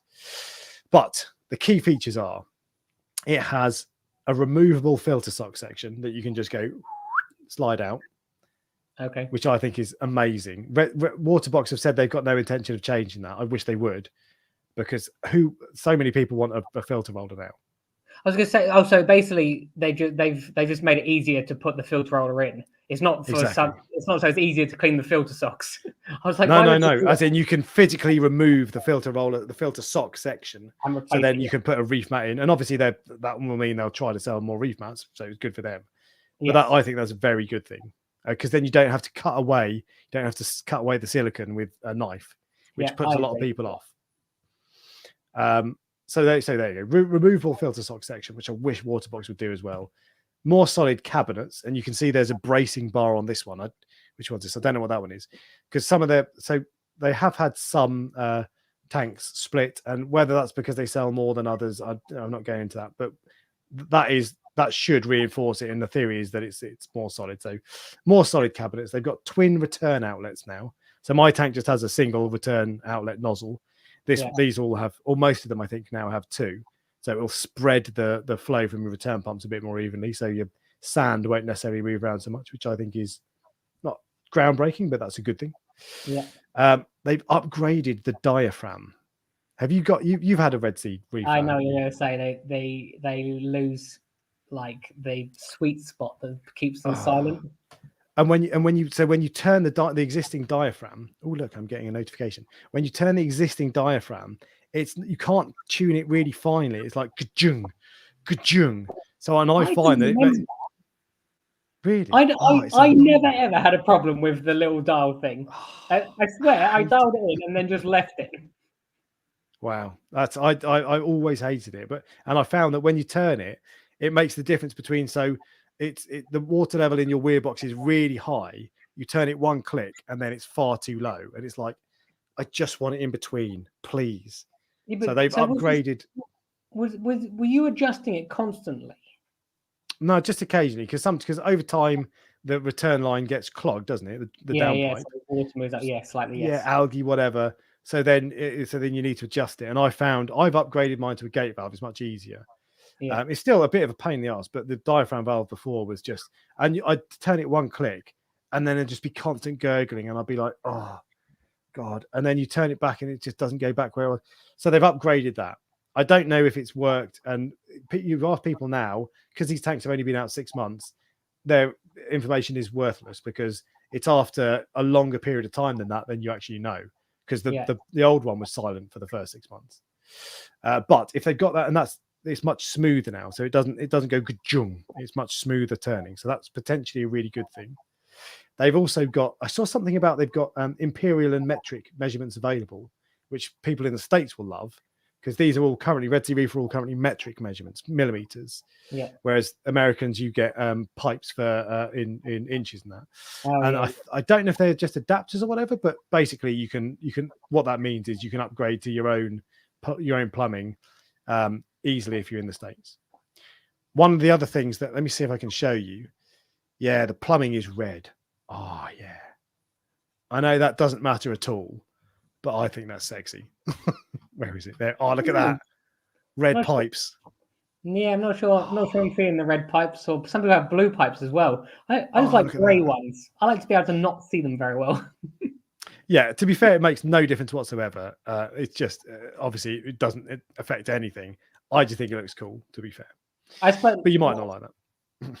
Is there anything else that's red though, or is it literally just the pipes? Are they matching anything? See, I understand why people have blue pipes if they've got the Ecotech products, because then it matches. All Red Sea. Oh, I've just realised the screen wasn't on when I was showing. Maybe on, but so all the Red Sea equipment, like the Red Sea skimmer is red, isn't it? The Red Sea dosing pump. Yeah, that's true. Actually, yeah, I agree. Yeah. So the ReefMat is red, so it will match. Yeah, so it'll look cool. To be fair, I think that looks cool. It's not a reason to buy it, but that valve on there that you just showed is what I have on my tank. No, you have the old one. Did it look the same as that? It's the same valve, but they've just upgraded it. Have you ever taken it apart? No.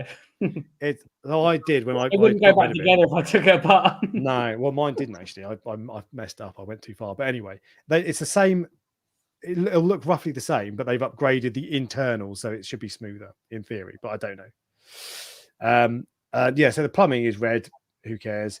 It also has armored seams on the front, maybe all round, armored seams on the corners. So when you jam your algae magnet across to clean it, it doesn't matter if it jams against the edge, because it's not going to scrape the silicon off. Yeah, that does make a difference. That's cool. Yeah, that's really cool.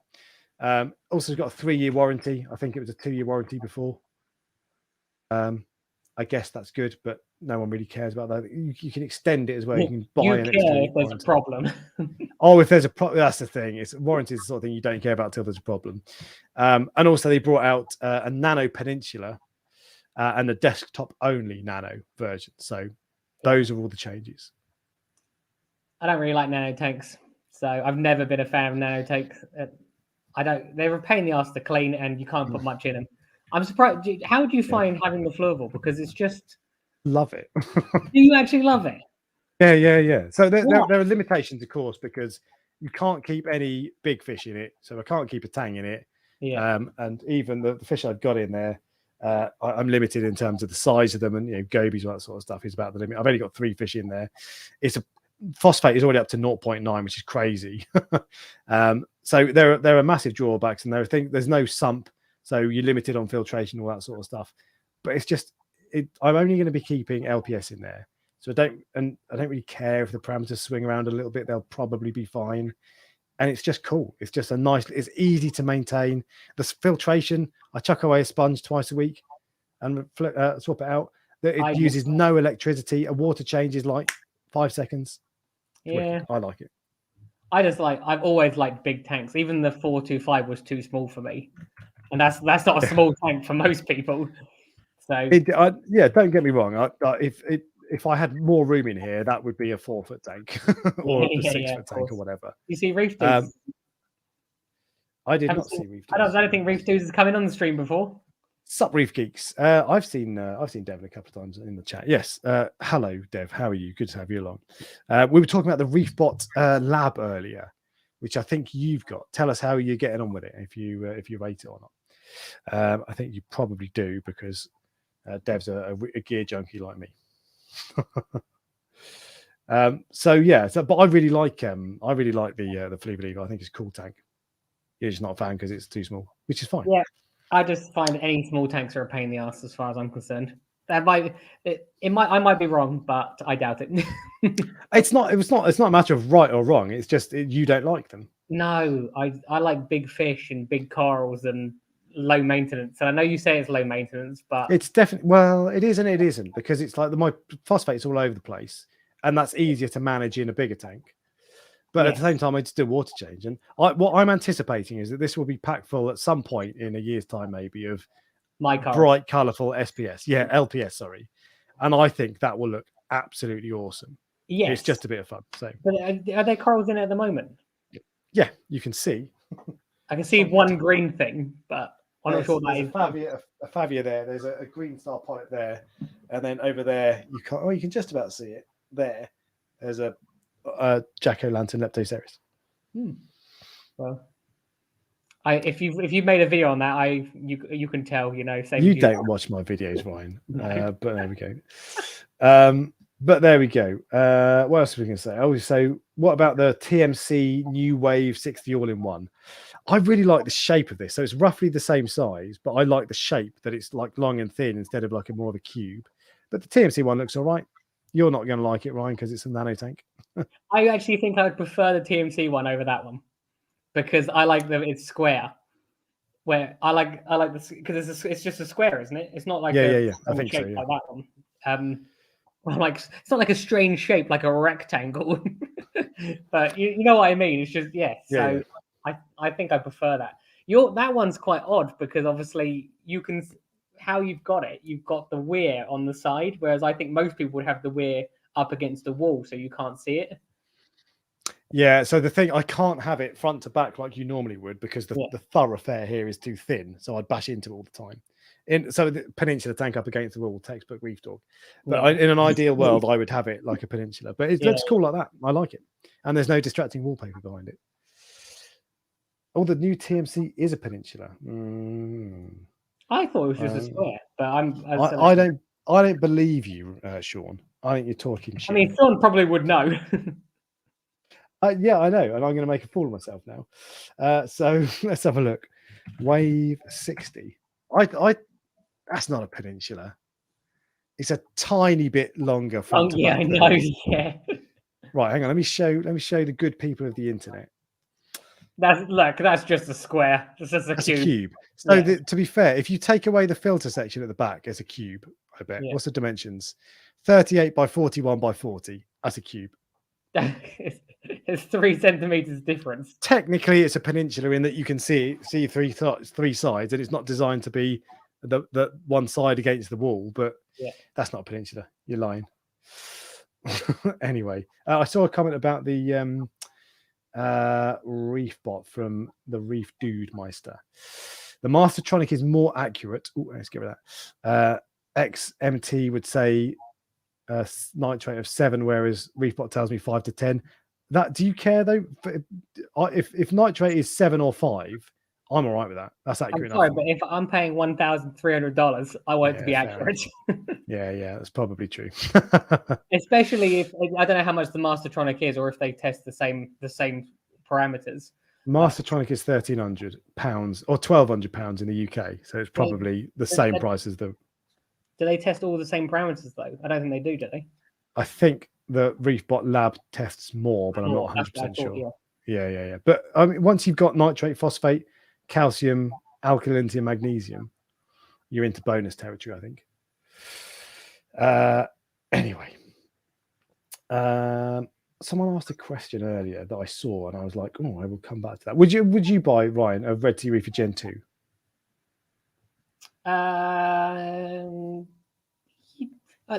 Probably yes. Either that or a Waterbox. As I said, one or the other. You're going to buy a Waterbox, right? Yes, yeah. I'm going to buy a Waterbox, but the reason is that I'm buying the Waterbox is because the shop that is getting it for me doesn't. They get Waterbox tanks, if you see what I mean. It's not like I have an option of either or one or the other. But if I'm honest, I would still go for the Waterbox. But I can't tell you why. I just think that I've had. This is what stands out to me the most for some reason. The cabinet feels more solid. It sounds like the most ridiculous thing to like about a tank. Legit. But when I open it, it's like the doors feels heavy in comparison to the Red Sea door, which feels lighter. And that's one of the main differences I noticed. So I did a comparison of the two because I have a Waterbox and a Red Sea. But they're different sizes. Yeah. But nonetheless, you can tell what Waterbox do and what Red Sea do differently. Yeah. Despite them being different sizes. And yeah, you'd see the exact same tank, but different brand. And there it swings and roundabouts. One person will prefer Red Sea, one person will prefer Waterbox. They're both good. You wouldn't be disappointed. But I'm the same. If I were to buy a new one today, can't quite put my finger on it, but I would buy a Waterbox. Yeah, and I'm exactly the same. I don't know why. I saw one in a shop once, and I was just like, wow. And I've never lost that feeling. One of the things I do like is I like the dimensions of the Waterbox options. So that especially the LX that's 30 inches front to back. Stop encouraging me to get that one. Get it. It's so good. That front to back width is just, it's everything in a reef tank. Takes up too much room in my kitchen. Waterbox don't sell to retailers anymore. Oh, that's interesting. I don't like that. I don't want to buy. I'm pretty sure they do. And I've just seen a comment above that. He don't answer me. What have I missed from you, Reef King? I'll ask again. I'll answer. But they don't sell to retailers anymore. If that's right, I'd rather buy from a shop. I don't want to buy direct from. I like a shop that I can rely on. I can go and shout at if things go wrong. Not literally. You're one of those customers then. I'm a wicked customer. I'm always lovely. Interesting. I didn't know that, but I still do like Waterbox. To be fair, it would be a real toss-up. I prefer the Red Sea sump, but I prefer the Waterbox plumbing. It bothers me that you can't remove the baffles in the. Just I swear that you think too much about things. Yeah. I think that I wouldn't even know the difference between the Waterbox and the Red Sea plumbing. I barely notice. Yeah. Like the different types of lighting, I hardly notice the difference between those. I notice if they shimmer or if they don't shimmer, or if they're too blue or if they're not too or not blue enough. But you look into things far more than I do. I'm always interested in the minutiae, and I go into fine details on everything. But I often find, like with the Red Sea and the Waterbox, there are all these differences that people want to know about. That's why I made that video. Yeah. And you want to know, well, what's the difference? Is one's a bit more expensive? Is it worth the money? But ultimately, the conclusion of that video was get whichever one you get, you'll be happy. They're both wicked tanks. Yeah. These are the differences. So it's not that one tank is really suitable for one person, but not for the next. It's just if you get a Red Sea tank, you'll be going, oh, that's annoying on one thing. And if you get a Waterbox tank, you'll be going, oh, that's annoying on something different. Yeah. So it's just, I like to know, but ultimately, that sort of thing, it doesn't make a massive difference. And if I ended up getting a Red Sea instead of a Waterbox, I'd be all right with it. I love both Waterbox and Red Sea tanks. I think they're really nice. So Sean seems to be right. Something must have changed in the industry for because it says X. I don't know if this is accurate, but Sean, I assume it is accurate. Says that they're not distributing them anymore. Drop ship from China, yeah, okay. So didn't know that. they're made in China, as are Red Sea tanks. Yeah. which is fine, but I don't like the idea. I like a retailer to be involved. For a start, I like to support my local fish shop, but more to the point, if something goes wrong, I don't want to be having. I don't know what Waterbox support is like. I'm not saying it's bad, but I've got a relationship with my LFS. I'd rather go in and talk to them. So, and my local fish shop, Reefkeeper Moss End, helped me out massively when I had a problem with the Red Sea Peninsula that I didn't even buy from them. Yeah. I like having that. I like having that. The shop I did buy it from weren't interested in helping me, by the way. But how big a tank has Andrew Oliver got if he's going through 3 liters every? You're using a pre-mixed one from Reef Flowers. Andrew Oliver, where's Andrew Oliver? It's the second last comment. He said how yeah. to make up for tails. I buy I buy my I buy the ingredients from a pharmaceutical company, which are much cheaper because they don't have a little fish on them. If anything has a little fish on it, or a fish logo or anything to do with the industry, it has a fish tax. Yeah, exactly. So I buy for alkalinity. I buy pharmaceutical grade sodium bicarbonate, and then just mix it up. So it's so much cheaper. Yeah, and the amount you use, it makes a huge difference. Yeah, my alkalinity tub is 140 liters. But to be fair, I only fill up every like 6 months. You should have Kalkwasser. Yeah, I know you said that before. And the other thing everyone says cheap. I should have a calcium reactor as well. Is the other thing that everyone says. Yeah, maybe. Yeah, because you've got quite a lot of water. To be fair, a couple of other things I want to pick up. So, Waterbox has more variety in tank shape. They do, but there's one of the things I noticed when I was looking through and trying to compare everything between Red Sea and Waterbox. Yeah. Some of them you'll find that you'll have a space that needs to be that fit the right tank size. Waterbox don't do that, and Red Sea do, or vice versa. But I like the extra the LX Waterbox way. Really, that's the main reason that I like Waterbox, and I love the Frag series. I think they've discontinued that. I think you should get one of those. You should get one of those LX, the 6 foot LX range, and replace it with the tank you've got at the moment. So you'll have to like just squeeze into the room to get around the tank. I would love that. It would be so awesome. But I said I'd find a comment from what's his face who said I was ignoring him. Where are we? It's a glass box at the end of the day. Yeah, it's very true, but there are differences that are worth knowing about. But I think he's saying the same thing as you. Waterbox are not that good. Waterbox are not that good. Same as Red Sea, K, DD, or NIOS tanks or custom. There's a lot of people talking about custom tanks. Oh, well, I say a lot of people. A few people. Have you ever had a custom tank? My 1,000-liter tank was custom made for someone else. So it was a custom tank, but it wasn't. It wasn't. I got it secondhand. To be fair, that 1,000-liter tank was the best tank I'd ever had. And I sold it and got rid of it. And it was too big to have in this house. But I missed that tank a lot to some extent. Okay. And I don't know what it is. I just miss it. So, and I'm not sure if having a 6 foot tank, even though it was 6 foot, just the dimensions of that tank were perfect. Like it was easy to maintain. It was wide enough to have a nice aquascape. It was tall enough, but not too tall. Although you did have to get on a chair to clean the glass if you could put your arm in, which was one thing. Because you had a helmet, right? Yes, it did. Yes, that was. So you couldn't see the water at the top. So there was no there was no like algae layer at the top. Like if you okay. And also you couldn't see the bottom either. So you couldn't see the sand. So you know how with most tanks these days, you see like the sand's got this like dirt in it around the bottom, like up against the glass. Well, because it was just high, it had like a little like wooden thing to go around it. You couldn't see the sand either. So every part of that tank I loved basically. But then I sold it. Yeah, I didn't like the look of it. You didn't? No, I like the. I know I like the rimless, the Red Sea Waterbox style. Although I personally would like. You didn't like the look of it. No, Oh, I wasn't a fan, but I I'm like sorry. the white I'm sorry, the IKEA. man who's got birds behind his tank. Yeah, I know. I'm not saying that I'm the master I of feel like you style. touched a nerve here. I feel like you touched a nerve. Probably have. But the I've lost my train of thought now.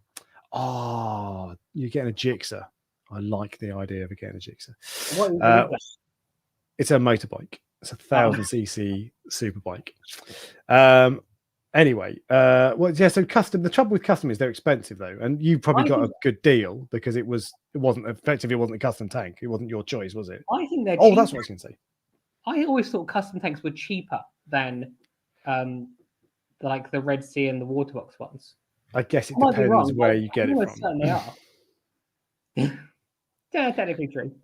But no, so I guess it depends. So ABS, who was commenting earlier, who I've lost now, he gets his tanks from Aquarium Connections in Surrey, and they're quite expensive. They're very nice, but they're quite expensive. But there are other makers that probably are cheaper. But the thing is, so because he was the one who said custom or compromise. The point being, if you buy a Red Sea tank, it's a compromise because it's not the way you want it. And I was about to say, while I love the Red Sea tanks, I would like a Euro brace all the way around the top.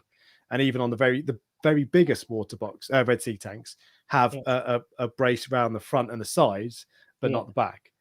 And there are some things like with the sump, I'd change things slightly differently, and I might change the dimension slightly. So it is a compromise because you don't get to choose it exactly the way you want it. But personally, I'm okay with that. Yeah, I agree with you. I like having a brace around it. So all the tanks on the coral farm had no brace, like no rim around the edge. And when I put the nets on, they gave me a 3-inch or 2-inch rim, which sounds terrible. It does sound a bit dodgy. But and I didn't realize how much I appreciated that. So anyway, moving on. You appreciate a good 3-inch rim. I'm just going to check. Apparently so. Fair enough. All right. Fine. Well, look. So that's I've never had a custom tank, to be fair. So I got a quote from Aquarium Connections when I got my Red Sea Peninsula, but it got more expensive than the Reefer quite quickly. And I guess you can. Well, then I was going to say you can drop some options, but then you're compromising. So yeah. But anyway, it was what I loved about the 1,000-liter tank. That's what I loved. Everything fit perfectly in that sump. The person who had it built, I think that it was like they'd been through a few tanks and they made the best thing for what they wanted. It just happened to be the best thing for me as well. Right. Okay. Fair just enough. not you. No. Deltic aquariums. I've never seen a Deltic aquarium. Oh, hang on. You're saying Deltic don't make them. I've seen the DD aquariums. Is that what you mean? I didn't think Deltic made aquariums, to be fair. Maybe they do. Maybe they're very niche. But have you seen the DD ones? I have seen the D&D ones, yes. Yeah, they're nice. Actually, by the way, I ended the poll on the Red Sea Reefer Gen 2. 54% would buy one, 45% would not. So pretty even. Yeah. So I was reading the question. Someone asked a question about mixing tanks. What tank mix should I have in the? It's a 100-gallon tank. Do you think you'd get away with a purple tank, a Tamini, and perhaps a small?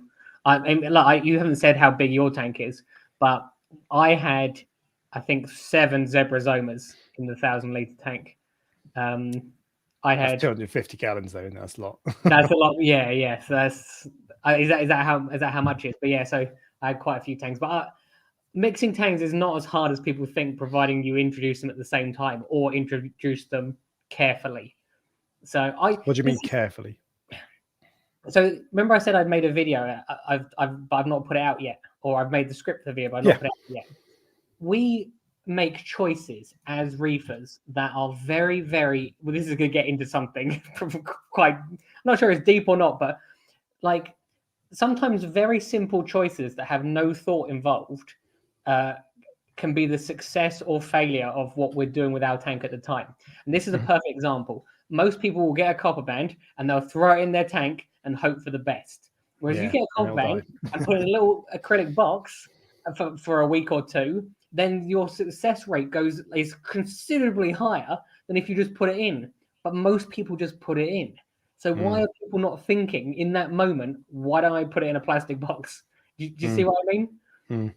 So that small action could be the difference between success and failure, but people still aren't doing it.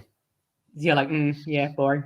I didn't do it. I had a cup man. I didn't put it in. I thought about it, but I decided I wanted it to be more relaxed in a more natural atmosphere. That's not necessarily the right answer, because it's on its own. It's got nothing to worry about in a box. Yeah. So I get it, but I've always found that with cold bands, they can stop eating when you first put them in, even when they're in the plastic box. And if you put them in with a load of tangs and the tangs don't like it, then it was almost guaranteed to stop it eating for the first few days at least anyway. Right. Firstly, Carlos Lopez, thank you for the super chat. You've said, why didn't your comment show? I don't know, but post a comment again and I will read it out. A couple of other comments I'm going to catch up on. Reef King's got an R1 which is going. I have an MT10. I love the crossplane engine. It sounds, with a proper can on it, sounds amazing. Anyway, back on to topic of aquariums. What is a good Kalkwasser starting dose for a 4x2x2 mixed reef? I use calcium reactor but want to convert. I think I said in my how-to Kalkwasser video, but just start really slowly. Start 100 milliliters a day or 50 milliliters a day, and see what it does. It'll probably do nothing, but start really slowly and test, and then just keep going and build up is what I would do. I like my Red Sea Nano. I didn't know you had a Red Sea Nano, but a bit sketch with big ones after all the blowout stories. Yeah. I've always wondered if that's blown out of proportion, because the first thing people do, because they know it gets a reaction, is they put it on Facebook. They know that you'll get a reaction. Well, there was one person who posted on Facebook and posted a photo, and Red Sea was saying, "Can you send us more photos, please?" And he was being really shady. Yeah. And it looked like he was trying to scam them. And I suspect they did. Yeah, that was my interpretation. And I work in fraud, so I see that I see that sort of thing all the time. And that was he was showing typical patterns as far as I can say. So I'm sure people do that. I'm not saying people don't. It doesn't happen, but you know.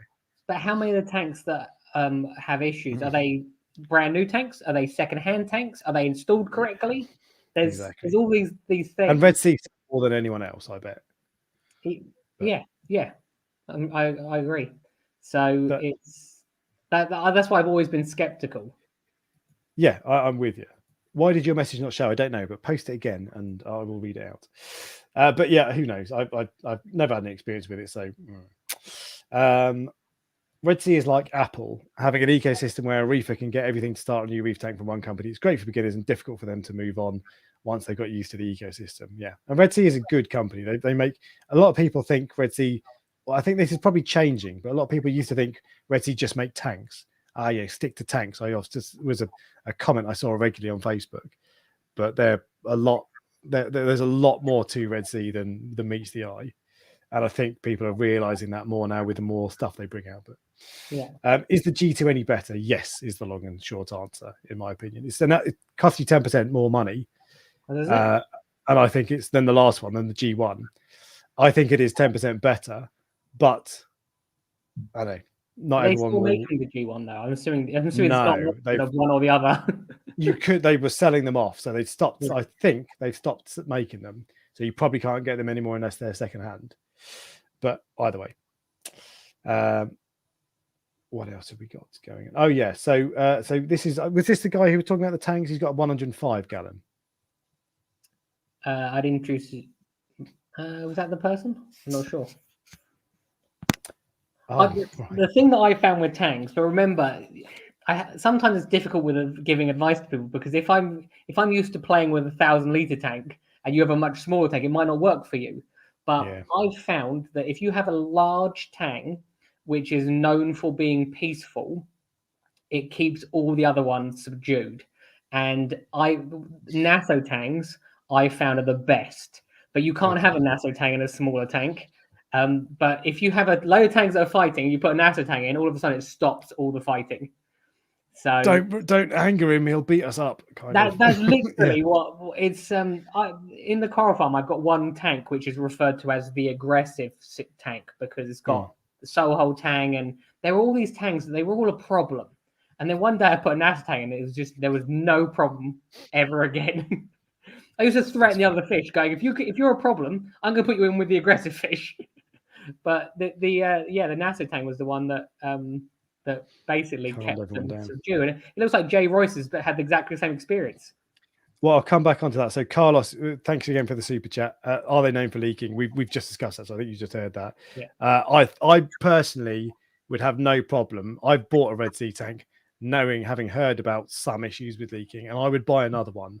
That wouldn't put me off, and I would have no problem putting my reputation on the line and saying, "Buy one, it'll be fine."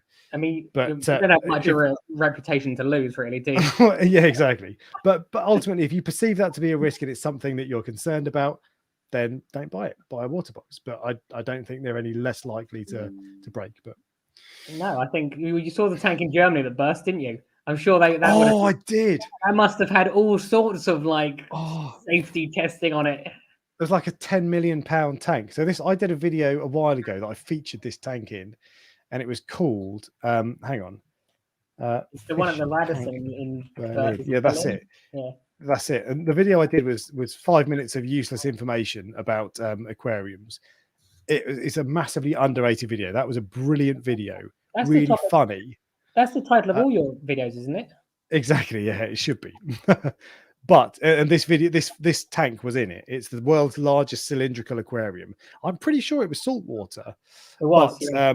It didn't mention it in any of the stories, but this burst this week. This is in Berlin, in Germany. Yeah, it's this enormous. It's got an elevator in the middle of it, enormous tank, and it burst. It's lucky it happened in the night because other than that, 52 feet high. Yeah, it would have been full of people probably. Yeah, true. Yeah, 5 o'clock in the morning.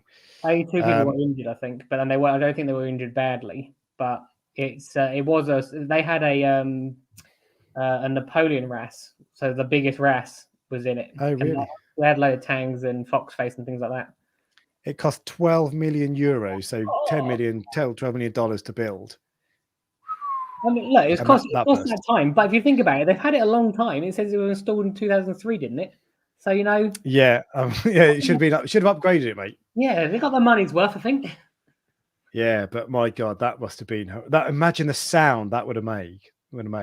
Yeah, that would have been terrifying because the first thing you think is, "Shit, is this a terrorist attack?" Yeah, or terrorists. Yeah. What I actually thought, I said, this actually gives terrorists ideas because think about if you go to an aquarium, if you can break the glass. It depends on how many people are there, but I'm not giving people ideas anymore. Let's stop talking about that. Yeah, we'll move on from that because that's someone's asked about the Infinia range. The Waterbox? Yeah, I think that's like a premium Waterbox range. But I had a quick look at it when they brought it out, and I couldn't see anything that stood out that made me think, "Oh wow, they look awesome." I must have the new Reefer range. That's like the upgraded Reefer range. I thought it's not it's Waterbox. It's not Red Sea. Yeah, but what is the Waterbox? It's something LX Reef or something like that, isn't it? Oh, Reef. No, so it's different. So I think this is like a premium one, but there it is. It's, I don't know. They don't look, I mean, I'm sure they're cool, but they don't turn me on. The Reef LX ones look awesome, but these ones I'm like, all right. I don't know the difference between them, if I'm honest. But I didn't have a proper look into it. But that's who was asking about it. A lot of bike chat in the chat tonight. I like it, yeah. S1000 RR, very nice. Anyway, what else have we got going on? I'm moving past the. I've started to realize. See, I don't understand any of that bike chat, and that's how everyone that doesn't know about fish feels about our conversation when they hear it. Is it 10% more better? Is it 10%? Is it more than 10% better? If the two were side by side, I would buy the more expensive one because it is better. But is it 10% better? Probably yes. I think the upgrades on the G2 are value for money. I don't think it's outrageously expensive, but it doesn't change the game. It's not like it's suddenly, oh my God, my mind is blown. I don't like that beam that they put. I know it's for support, and I know why they've done it. But I Yeah. don't like that beam. I like to have a clear space Yeah. to work with. That's what I like. Fair enough. There you go. So you're sticking to Waterbox. What's the new thing out that you skipped earlier? Oh yes, I forgot. The one last piece of equipment was the Reef Factory Salinity Guardian. Thank you, Tom. Well remembered. So it's a salinity probe, basically. Do you know anything about it? No, this was the one. I'm sure you showed me this before, and I was like, yeah, is that? I don't think I have shown you this. Not today, anyway. Not this evening. Anyway. No. So I was sent one of these for free. Reef Factory gave me this. And it's either cheap or expensive. Depends what way you want to look at it. But I think most people would say it's expensive. It's 300 quid. But that's the cheapest, as far as I could find, that's the cheapest standalone salinity probe. So if you buy a salinity probe from Neptune or GHL, they're 800 quid. You get a shitload more stuff with it, but you can't buy it on those. So if the only thing you want to buy to monitor is salinity, that's the cheapest way to do it permanently with a probe and an app and all this sort of stuff. But that doesn't mean it's cheap, because it is expensive. And I've actually turned mine off recently because I find you have to, salinity probes are all the same. You have to calibrate it in order for it to be accurate. It retains calibration for long enough. And if you can be asked to calibrate it all the time, great. But I can't be asked to calibrate it all the time. So I'm personally, it's like, it's fine. It's cool. It's a good bit of kit, but I'm not really that fussed. So that's all I've really got to say about it. Someone's written, Ryan's still got his BMX. Do you think I'm cool enough to own a BMX?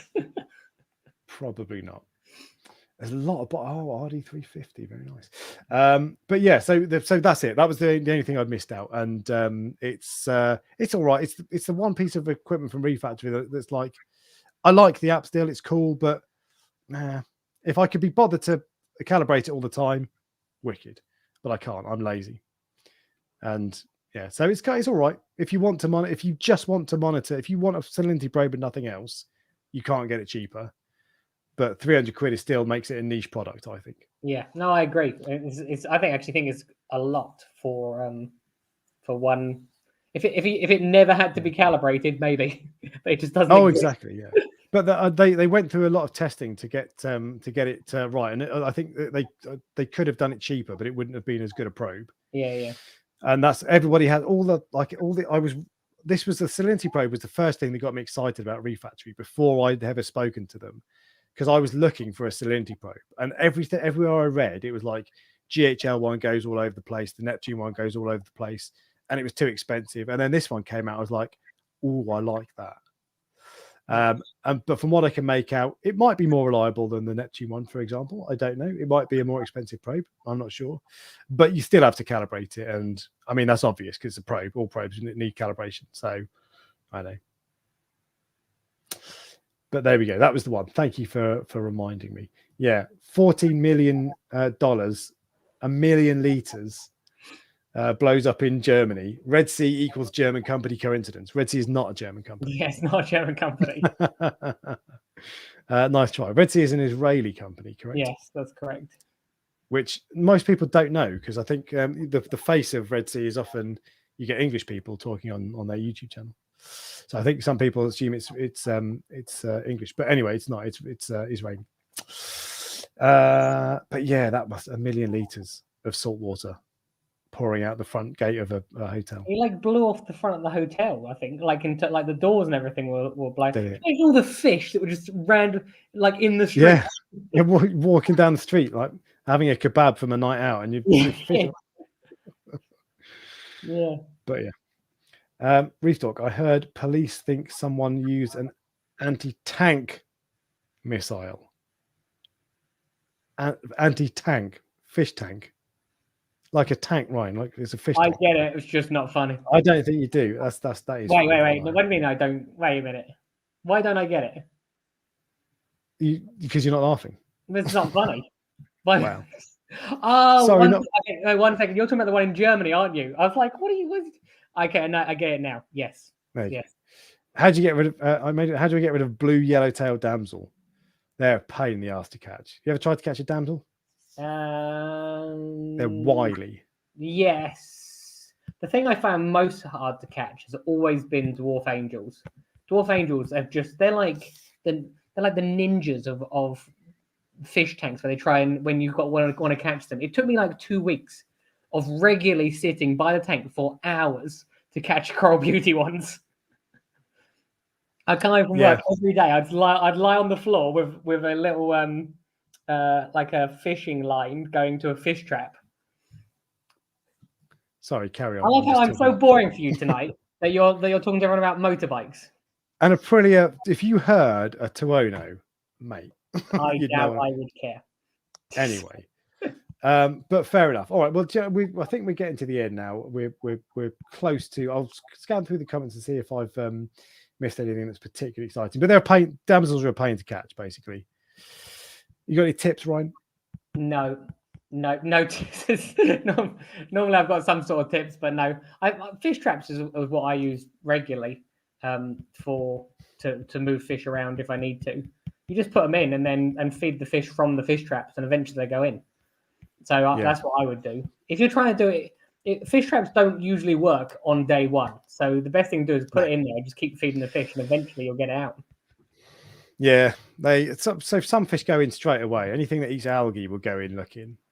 But some fish just don't do it. But yeah, that's the thing. And what I found with a fish trap, you've got to sit by the tank because you've got to pull the cord. Yes, you've got to sit by the tank for hours. Yeah. And I've done that for like 4 or 5 evenings in a row, sat by the tank. And then when it goes in, you're like, and then sometimes you pull it, and then the little door doesn't go down because it's been in there for a few days. So it's sort of like, yes. That's happened to me before. It's with my tusk fish, and then they're spooked, so they don't go back in. Yeah.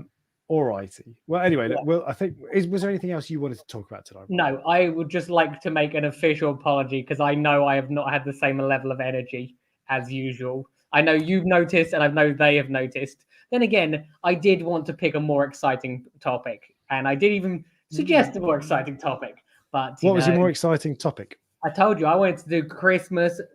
Now I'm not a Christmas fan, but I wanted to do a Christmas-themed fish and coral. Basically, what time did you suggest that? Like yesterday, I think.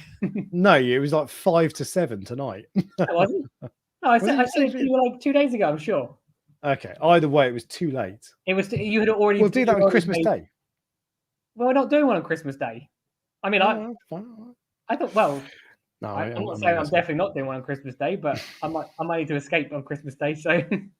Just 1 second before we do wrap it up. Frozen food auto feeder.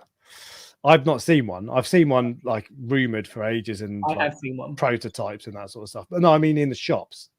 I've seen one in real life. It was at one of the fish shows. Yeah, but that's not like ready to market. No.